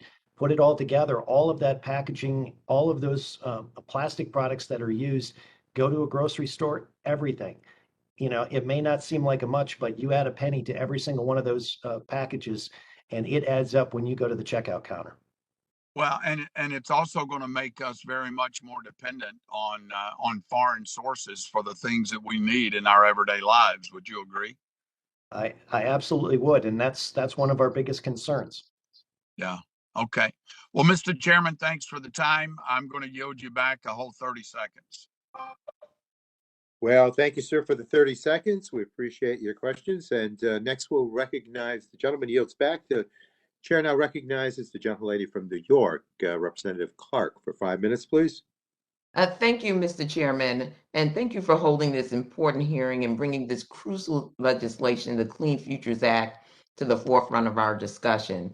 Addressing the issues of our recycling system is an important step towards a more sustainable and equitable future. And as such, I'd like to better understand some of the environmental justice concerns with proposals related to the management of plastic pollution, termed chemical or advanced recycling. I'm concerned that chemical recycling is a false solution that does not contribute to the circular economy and increases dangerous emissions at a time when we should be finding ways to bring environmental justice to frontline and fence line communities. So, to Director Arellano, first of all, I love your first name. Thank you for your work on behalf of the fence line communities. Can you elaborate on some of the environmental and health harms that advanced recycling can cause for EJ communities? Thank you, Representative Clark. And the impacts we see in incineration communities and pyrolysis plants are similar to those that we see in plastic production. That's why the entire plastic life cycle, it harms communities of color. And so, like I said in my statement, the releases include benzene, styrene, and toluene that will disproportionately affect our communities that are largely uninsured. This means everything from reproductive system harms on the reproductive system, the developmental system, slow to reaction times for children and adults. We've seen numerous studies that link incineration and production with elevated cancer in our communities, specifically the closer you are. And we know that communities closer to incinerations, landfills, and production sites tend to be lower income communities. It's Yes, our communities. we all know too well what happens when communities are exposed to air pollutants and how that can affect their long-term health and prosperity. As a long-term resident of areas near oil and gas facilities, can you talk about the similarities to those facilities that burn plastic in the name of recycling and your experience with more traditional energy facilities? What long-term generational impact can this type of air pollution have on nearby communities? Taking toxics like benzene, people assume that they'll leave the system as soon as the chemical disaster is over, right? When in reality, if there is a chemical disaster, a fire at an incineration plant or at a plastic production facility, we don't get any alarms. We don't get any news. We aren't told what kind of chemicals are burning or coming out of the flue stacks. Neither are first responders and firefighters who are then exposed to these kinds of conditions. We have seen countless lawsuits from workers, temporary workers, even police departments for not having accurate information from these facilities, shielded by confidential business information and Homeland Security. So we get no transparency. The information we get is too late, and we also get no resources to even go to toxicologists. We had a fire back in 2018, and we were told, go get your blood checked. One single blood test for benzene, toluene, or styrene ranks around $300 to $400. Multiply that by 4. That is the cost our communities is picking up. Thank you. I appreciate that. Ms. Hoffman is the operator of Materials Recovery Facility, or an RMF, a MRF. Do you consider the practices currently used for advanced and chemical recycling to be true to the definition of recycling? Thank you for that question. The short answer is no. They don't fit in with the definition of recycling because they are linear consumption. Even anything that's been proven to date has been, creating fuel from plastics, which is then burned. This isn't circular. It doesn't keep those resources at play. and it requires that we go back and continue to extract more for any continued production. Thank you, Ms. Hoffman. Mr. Holloway, Oregon's new recycling law does not exclude the use of chemical recycling, but has environmental safeguards in place. Should that technology be chosen, can you elaborate on those safeguards and why they're important to protect communities? Thank you, Representative. Yes, Oregon's new policy framework allows producer responsibility organizations to send materials to a chemical recycling pathway as long as three conditions are met. First, the impacts of that pathway have to be fully evaluated and disclosed and compared against alternative pathways, such as mechanical recycling or landfilling. Second, the chemical recycling process needs to be performed responsibly. And finally, this pathway is not allowed if there is an alternative pathway, such as mechanical recycling, that delivers a superior environmental outcome. Where Thank you, chemical Mr. recycling can Holloway. meet those I conditions. might, unfortunately, my time is elapsed. Mr. Chairman, I yield back, but thank you for your response. Thank you to all of our panelists today. I yield back. The gentlelady yields back. The chair now recognizes the gentleman from the state of Georgia, Representative Carter. Welcome for 5 minutes. Thank you, Mr. Chairman, and thank all of our witnesses for being here today. You know, listening to this hearing today, it just appears like it's just the disagreement over fossil fuels all over again. I mean, it's as if my colleagues on the other side of the aisle already predetermined a policy with an outcome in mind that doesn't really take into account real life issues and real life implications. You know, if we want to reduce emissions, and we've got a lot of options at our disposal to make sure that we do that. But instead, it seems like the rhetoric has been that we can't have a future at all with reliable fossil fuels, even though the fossil fuel industry has done a great job of decreasing emissions and you know, even if they were to go to a net negative or a net zero, I'm not sure that some of my colleagues would accept it at all. It just seems to be a war on fossil fuels. You know, in today's case, we've got two bills that we're talking about, and two of them basically just eliminate plastics. In fact, one of them is called Breaking Free from Plastic. So it just bothers me. I'm a pharmacist by trade, and I know the importance of plastic in PPE, personal protective equipment, but also in pharmaceutical manufacturing. It's extremely important. And to say that it can't be done, I disagree. I have to wholeheartedly disagree. I've got two examples here in Georgia. Nexus Circular. Right now, they're doing innovative advanced recycling. They're taking 4 types of used plastics that represent about 60% of the global plastic waste, and including in very difficult kinds of plastics like films, and breaking it down into base materials that then are used for new virgin quality circular plastics. This can be done in a circular fashion. They're doing it. They're doing it in this company. Even Coca-Cola, another Georgia company, has set a goal for at least 50% of recycled content in their packaging by 2030, which is not that far from now. So advanced recycling is how we can achieve this and how we should achieve this.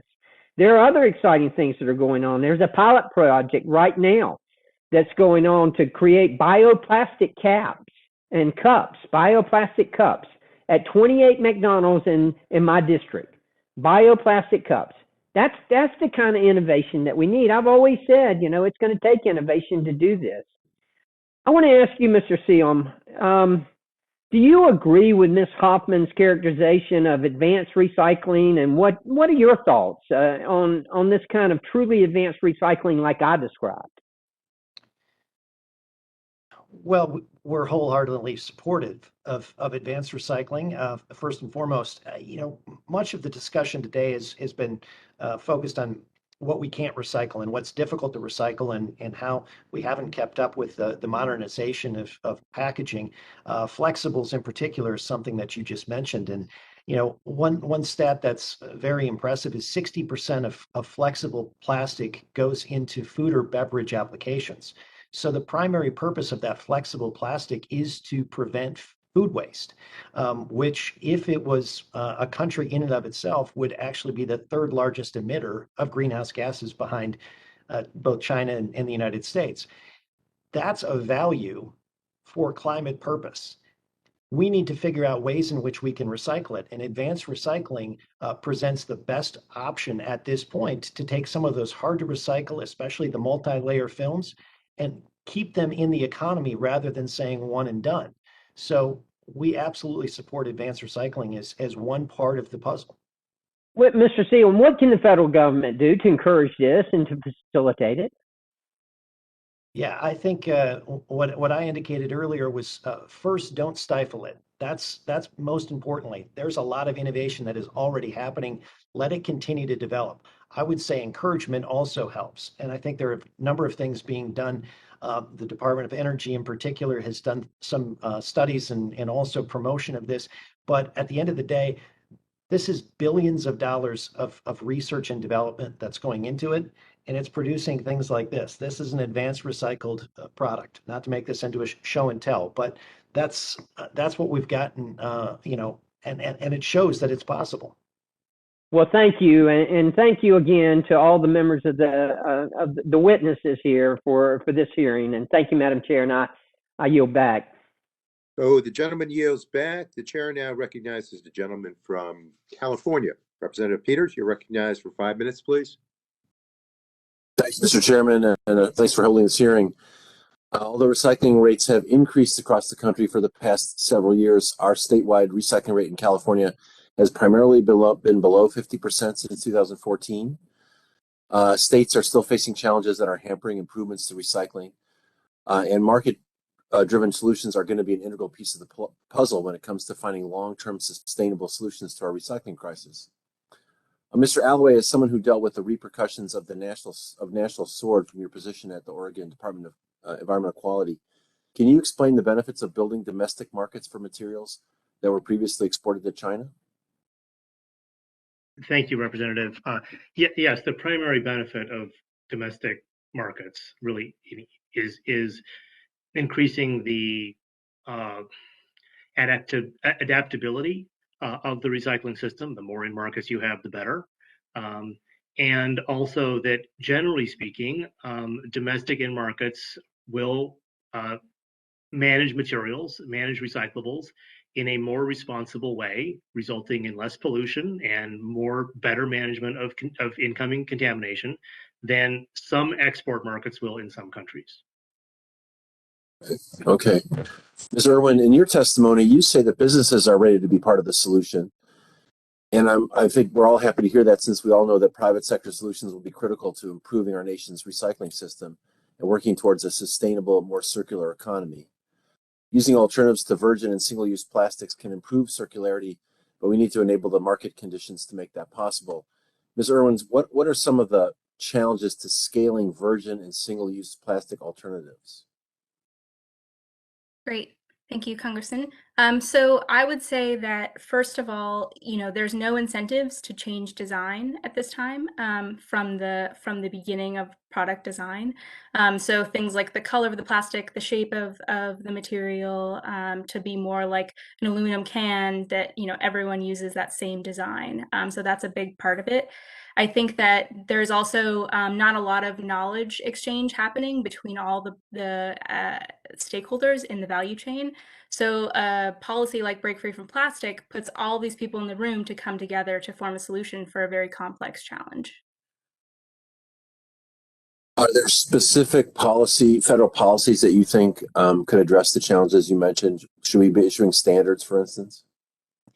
Yes, I think there are some standards that are being adopted by states and by companies in reuse and also in labeling that could be quick wins for the government to adopt and get industry agreement because they're already using it.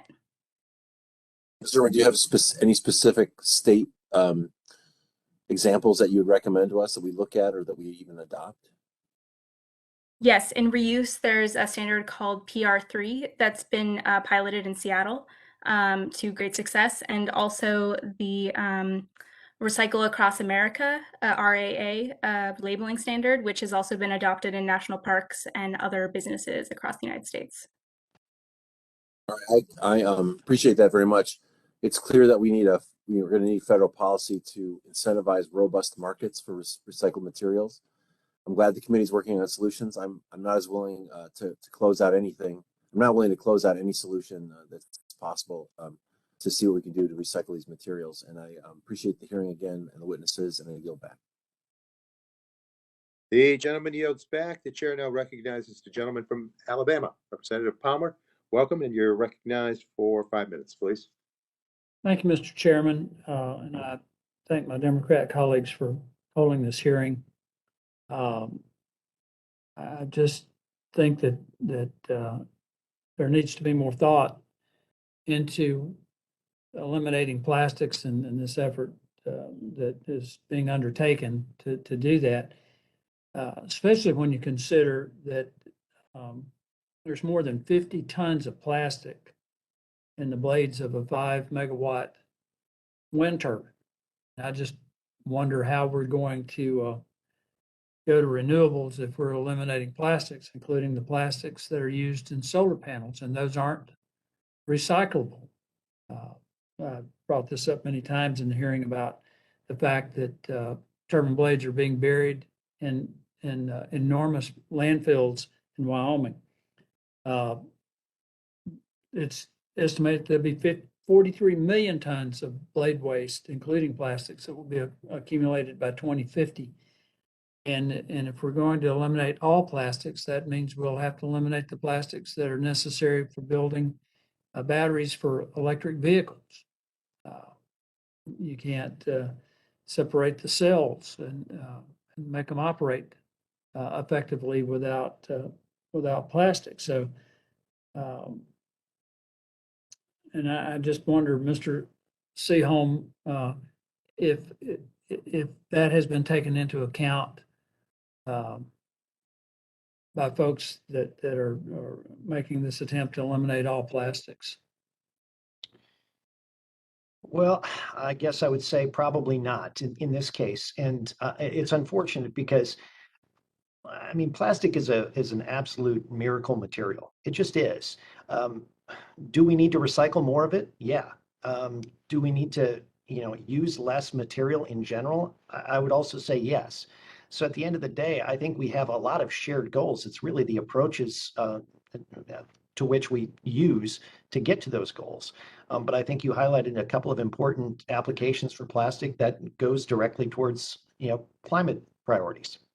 Well, if you replace the plastics in turbine blades, for instance, you'll have to build the blades with other materials that will make them much less efficient and much more expensive, which will just add to the cost of living for everybody. And it's particularly going to be hard on low-income families and families on fixed incomes.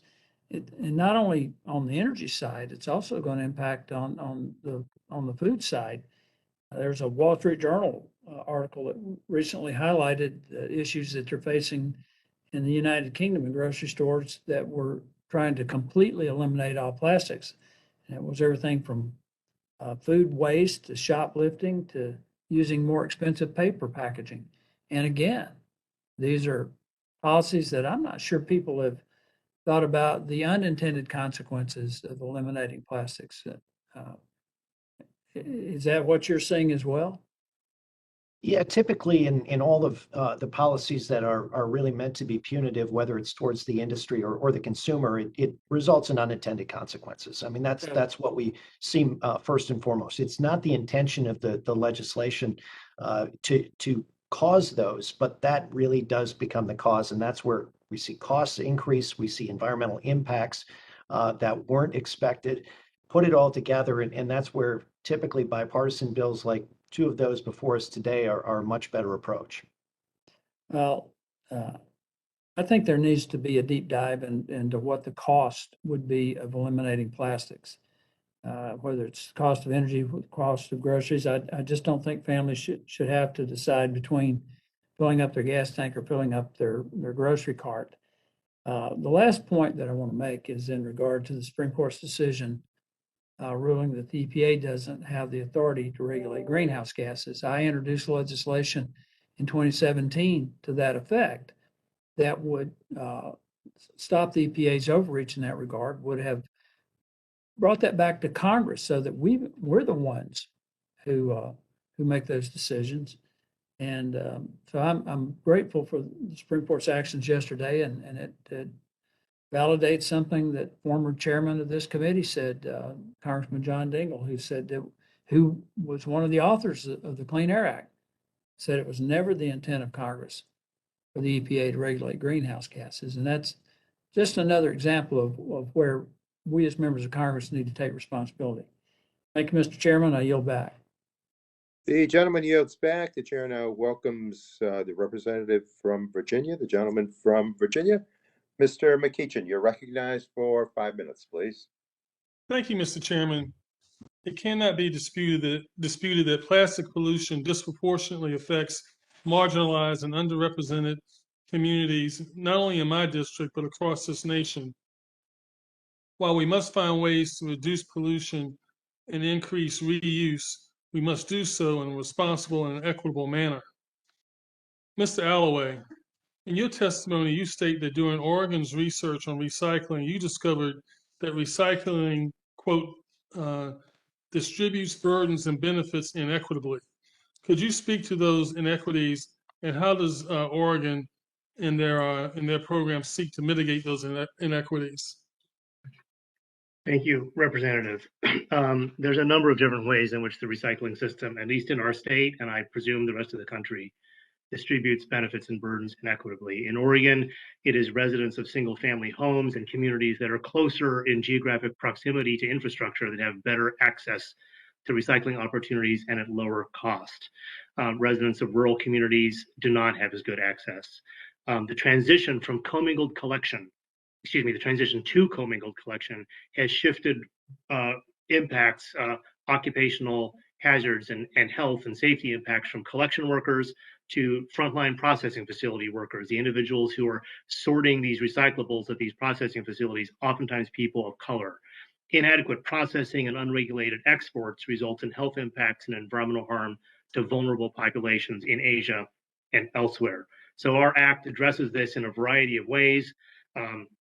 It requires changes including collection service improvements, special support for rural recycling, and specifically to address the challenges of transportation, a living wage requirement for processing facility workers. Our act regulates processing facilities and requires a responsible in markets requirement, specifically with regard to where these recyclables are going. Cost internalization versus producer responsibility rebalances the misalignment between benefits and burdens. And our act also requires a periodic evaluation of social equity considerations throughout the state's recycling system with a periodic report to our state legislature. Thank you. Thank you for that. You know, in your testimony, you also mentioned seeking out the perspectives of workers in recycling facilities and residents in rural areas, as well as residents in multifamily housing. What did you all learn from that outreach? Thank you. We learned that everyone, regardless of geographic location or skin color, wants the recycling system to succeed. They want to be able to recycle. They want the recycling system to operate responsibly, and they want to share equitably in the benefits and burdens of the recycling system. Thank you for that.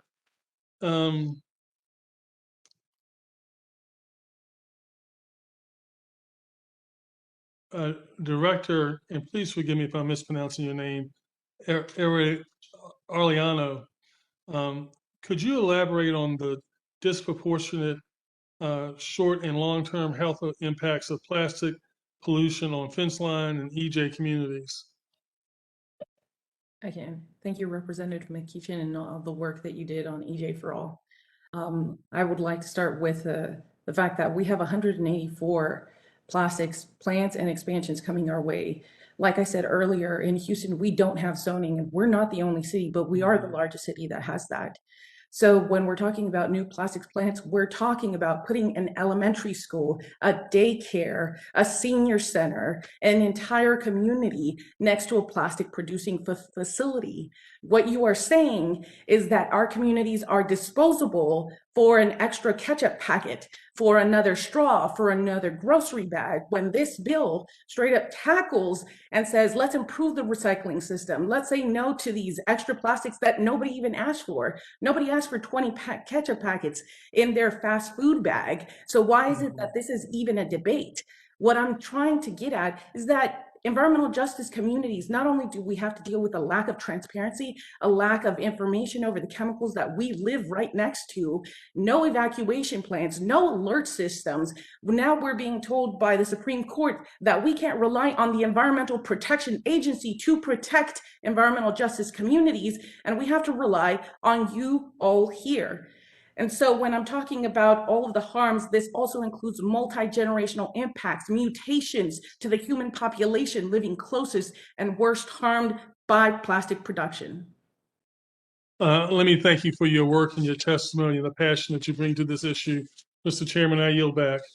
The gentleman yields back. The chair now recognizes the gentleman from Utah, Representative Curtis. You're recognized for 5 minutes, and welcome.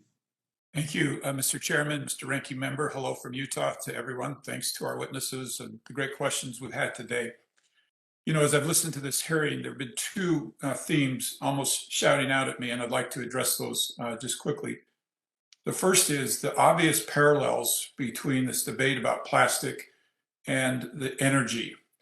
And let me point out some of those parallels that I think are problematic for this discussion.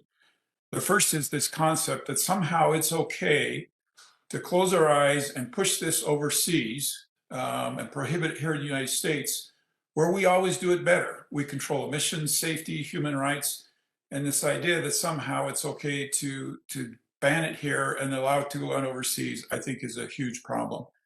The second parallel is this concept of jumping ahead of solutions. Banning plastics for things that are critical use in medical applications and other applications reminds me of the idea of closing down nuclear plants without any replacement for that energy source. And it seems to me just to be a perfect parallel in this energy debate. Another parallel is what I call the shaming or it's never enough. So in the energy world, listen, I represent coal country, oil and gas country, and I've seen the shaming in its full glory. And we're trying to do the same things to this plastic industry. The next thing that follows is demonization of the people involved in this. And I think all of these are harmful to this discussion, and I hope we'll keep these parallels in mind. The second thing that's kind of obvious to me, and this was kind of fun, and I'm sure many of you will agree with me, is my time as mayor really helped me see close up some of these issues. We started as mayor with no recycling at all in our city. We eventually moved to an opt-in, what we call blue can, which is a blue can out at the curb.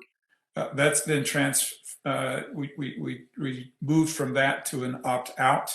And as we've had these conversations today about changing human behavior, it really makes me wonder if we shouldn't pull all our mayors together from cities, both Republicans and Democrats around the country. And I suspect they could give us a lot of answers on how to do this. And along those lines, and now I'd like to direct a question to Mr. Johnson as it relates to this. You mentioned a loss of confidence. I think David Alloway mentioned confusion. When we talk about individual consumers and trying to get them motivated and interested in recycling, tell me how much these two factors, this loss of confidence, confusion, plays into it, and what could we be doing, not just here at a federal level, but all levels of government to change that and get consumers more engaged? Thank you, Mr. Curtis. It's been a pleasure to work with your staff on a number of these issues. I think the first thing I will go back to a time when we had posters in World War II, and my mother reminds me of those, of turning in all your metal and other products for the recycling for the war effort. I think of recycling as such a thing. It is like a war effort. We want to do this. The American people want to recycle. It conserves our natural resources for future generations. It protects our environment for everyone. And I think making people aware that you don't just throw things away, you recycle them, and to make it easier for them to do it, and to make them more aware of the importance of recycling for the energy savings, for the environmental protection. And I think that's why Mr. McKinley's bill is a really wonderful start with that. Uh, because especially if we live in certain areas like Washington, D.C., there's a lot of recycling around, but it's not everywhere. And I think trying to get out to underserved communities, be it rural, urban, or where have you, is terribly important. And making people aware of how important it is from all the things that I said. But people want to recycle. They don't want to live, in an area, with trash around them. I'm going to lose my time. I'd like to make another couple quick points. If you go from community to community here in Utah, you'll find different rules about what can go into recycling. If I talk to my kids, they're confused, and I think that we could do a much better job. The last one I haven't really heard us discuss today is glass, and the extreme complications from a mayor's standpoint of glass. We're out of time, so I'm just going to introduce that as problematic and yield my time, Mr. Chairman. Thank you.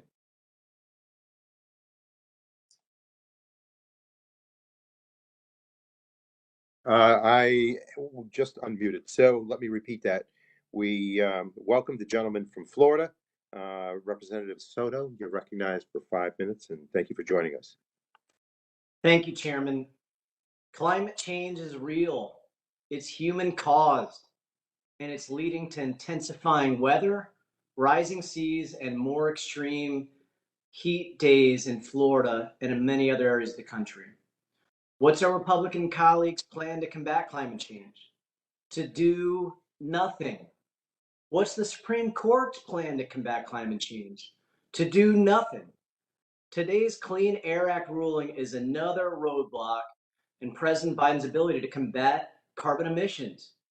The Supreme Court has made it clear guns deserve more constitutional protections than women or the planet. We in this committee must fight back, and we will fight back. We have no other choice in order for us to help save the future of our nation and our world.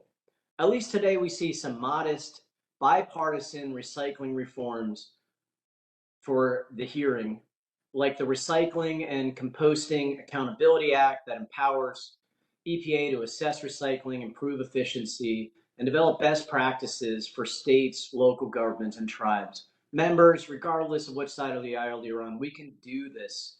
Let's continue to work together on that. And then the Recycling Infrastructure and Accessibility Act. It directs EPA to create a pilot program to award grants between $500,000 to $15 million to states, local governments, Indian tribes, and public-private partnerships.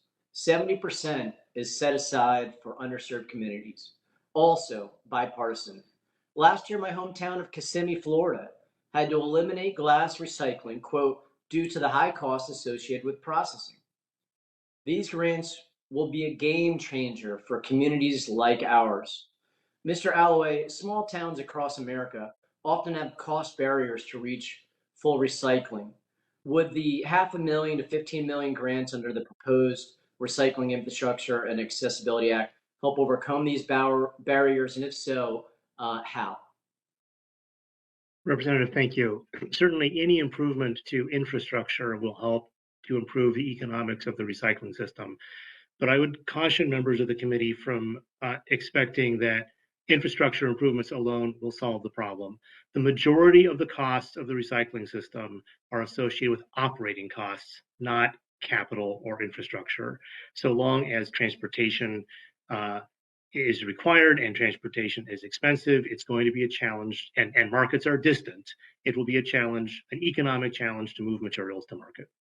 So this helps out, but there's more we have to do to invest in the infrastructure, which also is dealt with in the Recycling and Composting Accountability Act. Is that moving us in the right direction with EPA and some of these infrastructure needs and our assessments we need to make?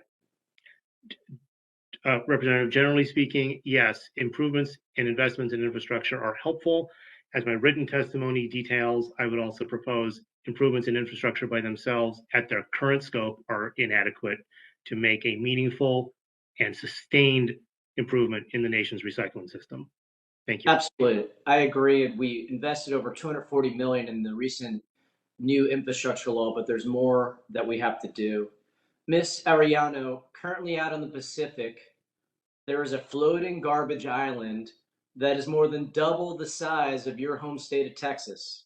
It's nearly 3 million metric tons and filled to the brim with plastics and other waste. I want to give my constituents at home an idea. What's the cost of inaction if we do not reform our recycling system, plastics, and recycling both to the world and to local communities like yours? Aside from the irreversible health damage and costs on our communities that community members and low resource communities of color and poor communities alike can't afford, part of it is also our municipal waste systems that are over consumed by microfibers. And in fact, a piece of the Break Free study includes a microfiber study to get at the heart of how much damage this is causing local municipalities and districts. So what we're saying here is, how about let's look at synthetic fibers, right? Where states in the South, like Mississippi, have an overwhelming economy based on cotton, over 553 million in the South. Instead, we're relying on foreign companies to supply us with cheap fabric and goods. So the multi-generational costs are everything from jobs to our health. We see an ever-increasing automation inside of ExxonMobil, implementing robots by Boston Robotics that include $75,000 for a base model, $30,000 for a camera, $25,000 for maintenance. That's $130,000 to replace an entire person and potentially 2 positions. So to claim that this is a jobs issue is false, as we see, just like in any other industry, a move and push towards automation. Thank you, and I yield back. The gentleman yields back. The chair now recognizes the gentleman from Texas. Representative Crenshaw, you're now offered the 5 minutes for questioning, and welcome. Thank you. Thank you to the chair and ranking member for holding this hearing. I do think there's a lot of bipartisan desire to improve our recycling infrastructure. I think it's quite necessary. I think there is a difference between radical environmentalism that has drastic costs, perhaps intended, perhaps unintended, and second and third order consequences. There's a difference between that and rational environmentalism. And I think there's a lot of radical environmentalism being talked about here that would have significant costs and stymie advances in recycling, disrupt supply chains, and halt refinery productions. And I think these bills are even too radical for the current EPA. And that's saying a lot, because the current EPA is using their regulatory agenda against the oil and gas industry, the agricultural industry, the medical industry, you name it. EPA is taking action to make it harder.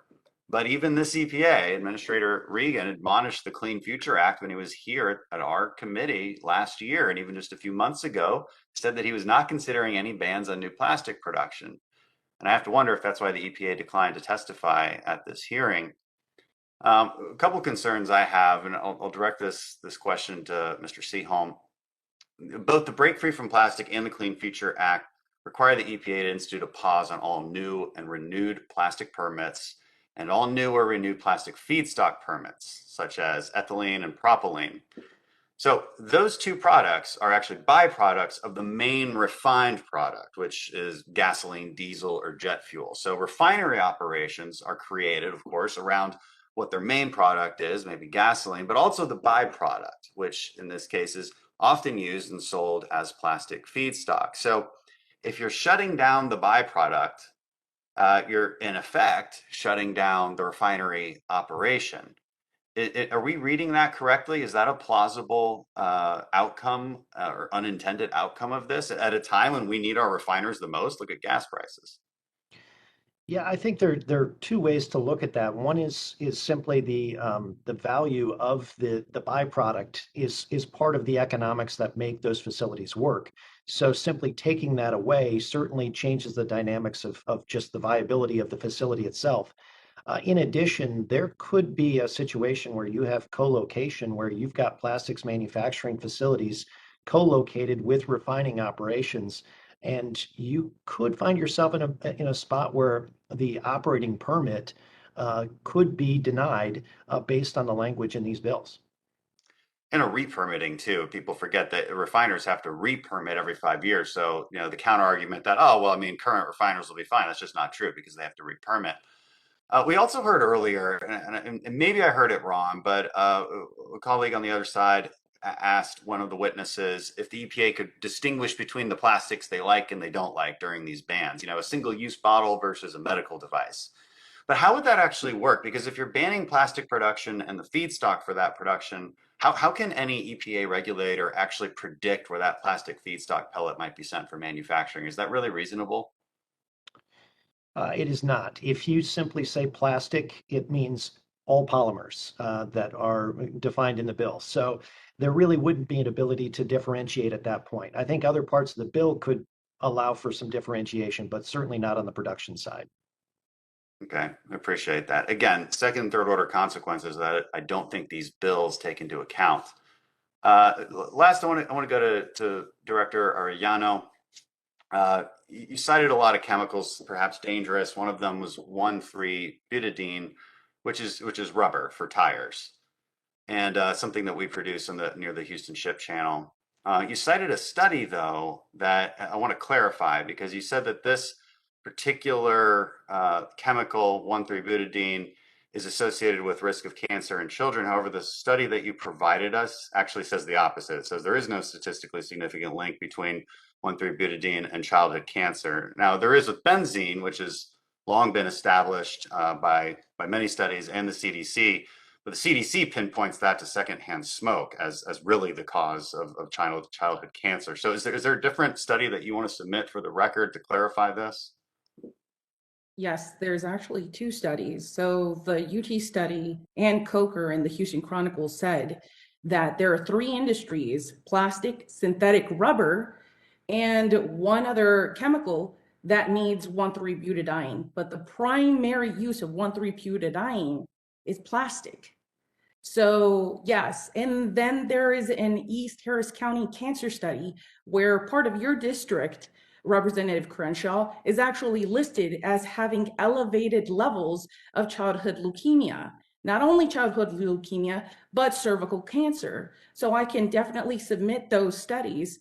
Right, but the question, of course, is does that study? It's a pretty big question. Because it's a serious accusation. You say this particular type of production causes cancer. You got to really be able to back that up. And the one study you did submit said the opposite. That's why I'm asking. So please, I'm out of time, but please do submit the other studies for our consideration. Those are important to know, and I appreciate it. The gentleman yields back. The chair now recognizes, well, I believe that completes all of the members of the subcommittee. And so now we're going to go to those who chose to wave on. We're happy to have waving on a active member of the committee, Representative Fletcher. The gentlelady from Texas is recognized for 5 minutes, and welcome. Thank you, Chairman Tonko. Thank you so much for holding this hearing today and for allowing me to participate in your subcommittee's hearing. Thank you to all of the witnesses for your testimony today. I'm really glad to hear from all of you about the issues before us, including my fellow Houstonian, Director Arellano. I'm really grateful for all of your perspectives. And of course, with 5 minutes, I just have a couple things that I want to follow up on that we've heard a little bit about already today. But I asked to waive on it. I'm here today because I'm a longtime proponent for recycling, and I'm interested in and appreciate the discussion of the challenges that we face in our country on these issues right now. And like many of my colleagues have noted, I'm really disappointed about how much of our waste is not recycled, including items that we think we are recycling, but we are learning instead are going to landfills or winding up in the ocean when people, as several witnesses have noted, want to participate, want to recycle.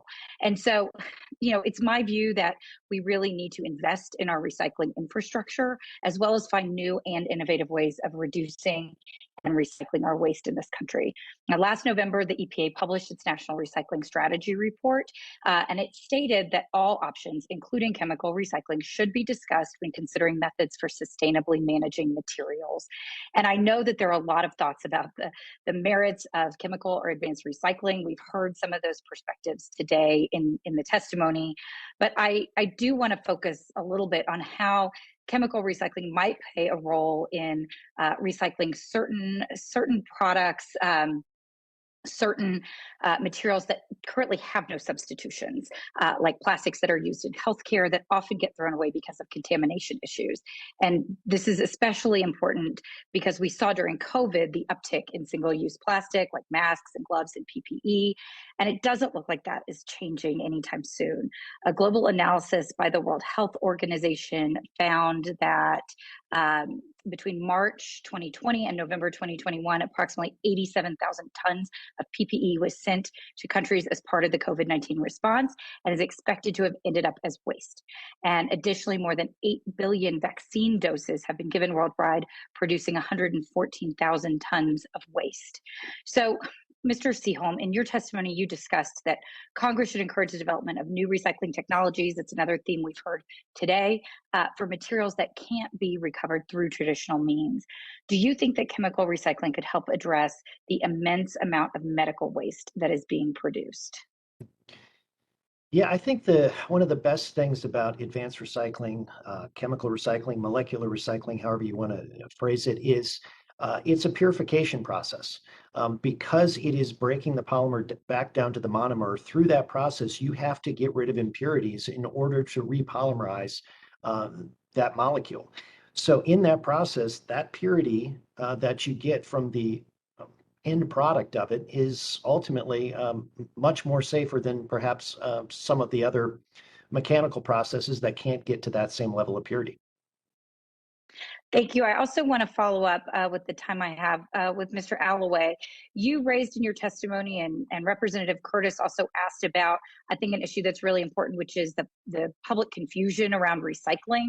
And, you know, as many have noted, there is a great deal of confusion, but there's also widespread support for recycling. And so can you talk a little bit about what we in the Congress can do to simplify the recycling process for consumers, and whether it would be beneficial to have a national recycling framework? You know, we've kind of talked about the fact that so much of this is local and there are benefits.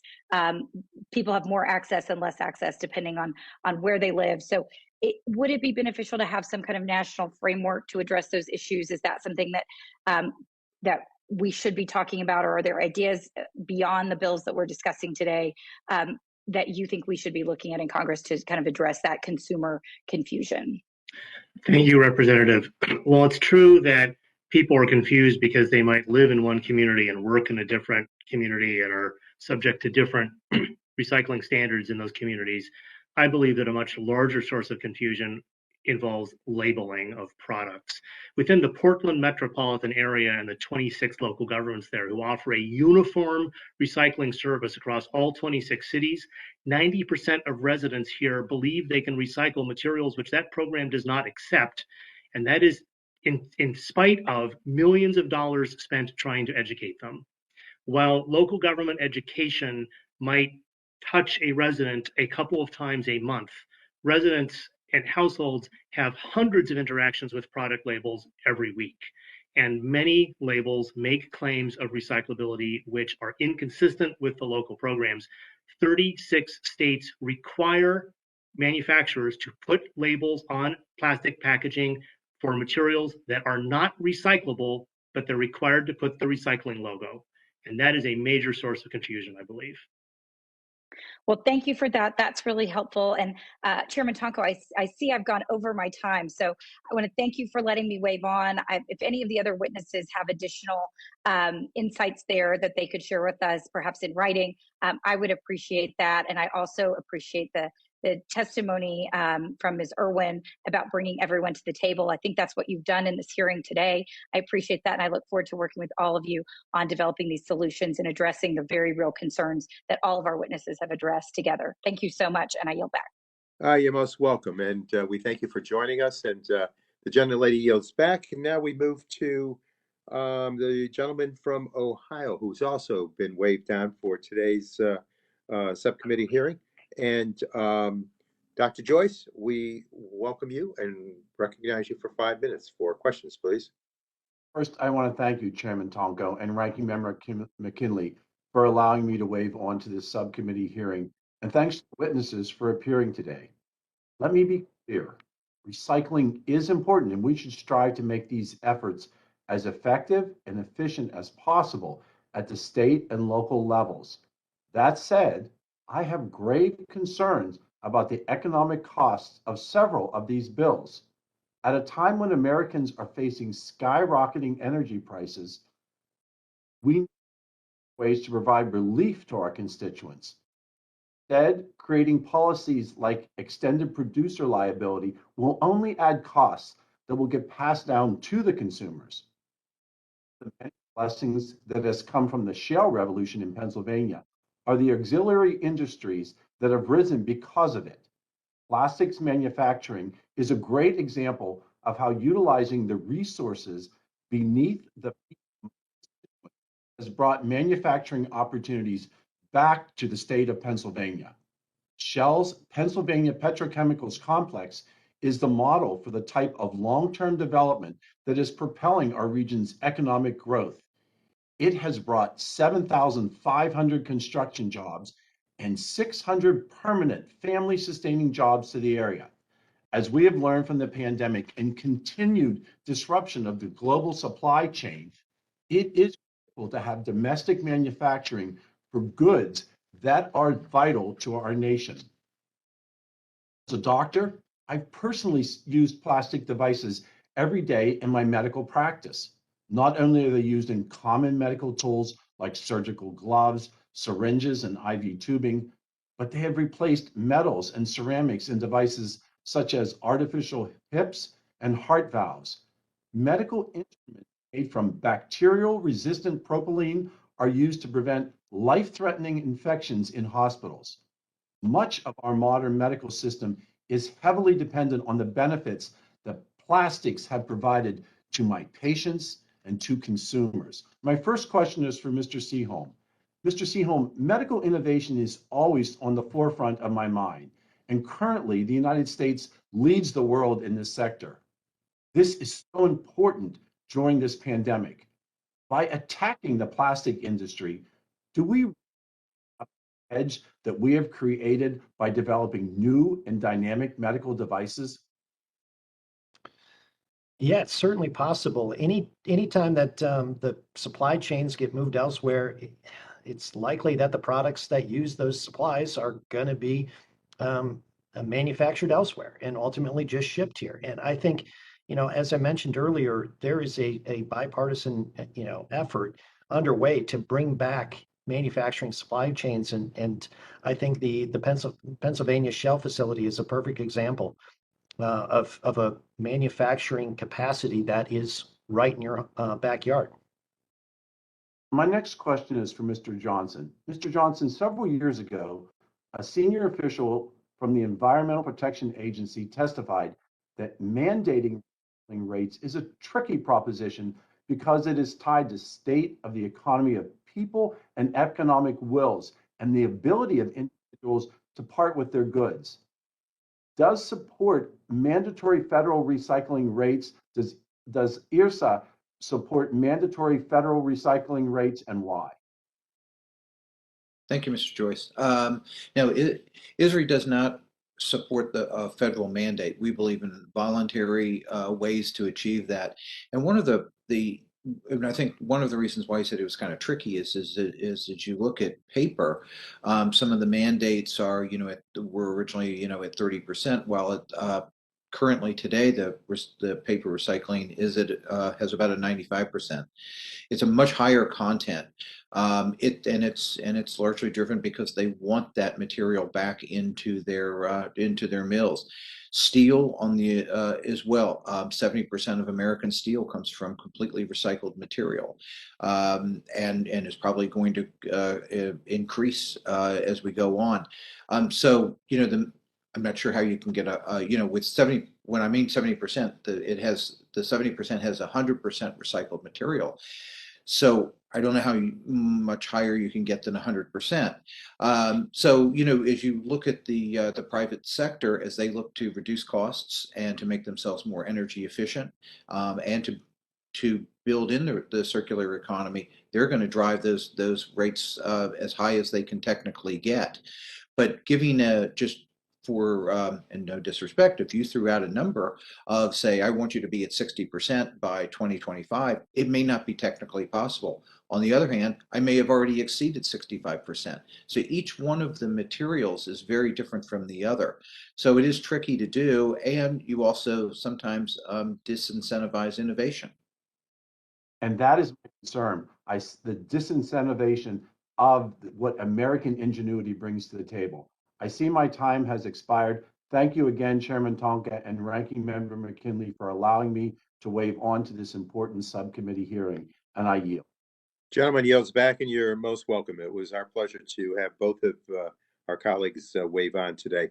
I believe that concludes the list of individuals, our colleagues who wanted to ask questions of our witnesses. I thank you all for joining us for today's hearing. However, before we conclude business, there have been several documents that have been presented during the course of the hearing, and they've been asked to be entered into the record. So I will move to offer a request for unanimous consent to enter the following documents into the record. We have a statement from Representative Alan Lowenthal of California, a letter from the Can Manufacturers Institute, a letter from the National Waste and Recycling Association, a letter from the American Cleaning Institute, a statement from the American Forest and Paper Association, an article from the Alliance of Mission-Based Recyclers entitled Chemical Recycling Will Not Save Our Plastics Problem, a report from the Alliance of Mission-Based Recyclers entitled The False Promise of Plastics to Fuel Technologies, Guidance for Legislators, Investors, and Municipalities, a letter from the American Institute for Packaging and the Environment, an issue brief from the Natural Resource Defense Council, a fact sheet from Oceana entitled Choked, Strangled, Drowned, the Plastics Crisis Unfolding in Our Oceans, a fact sheet from Oceana entitled Companies Are Wasting Time with Inadequate Solutions to the Plastics Crisis,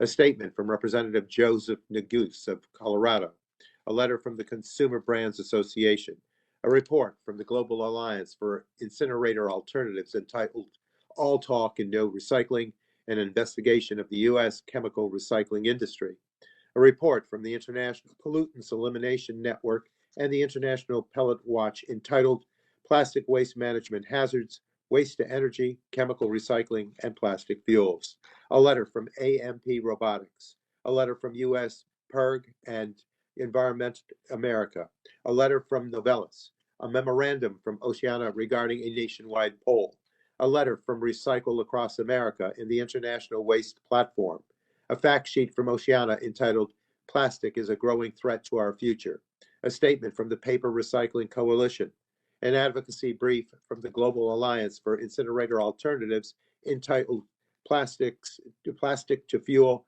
a Losing Proposition, a letter from the U.S.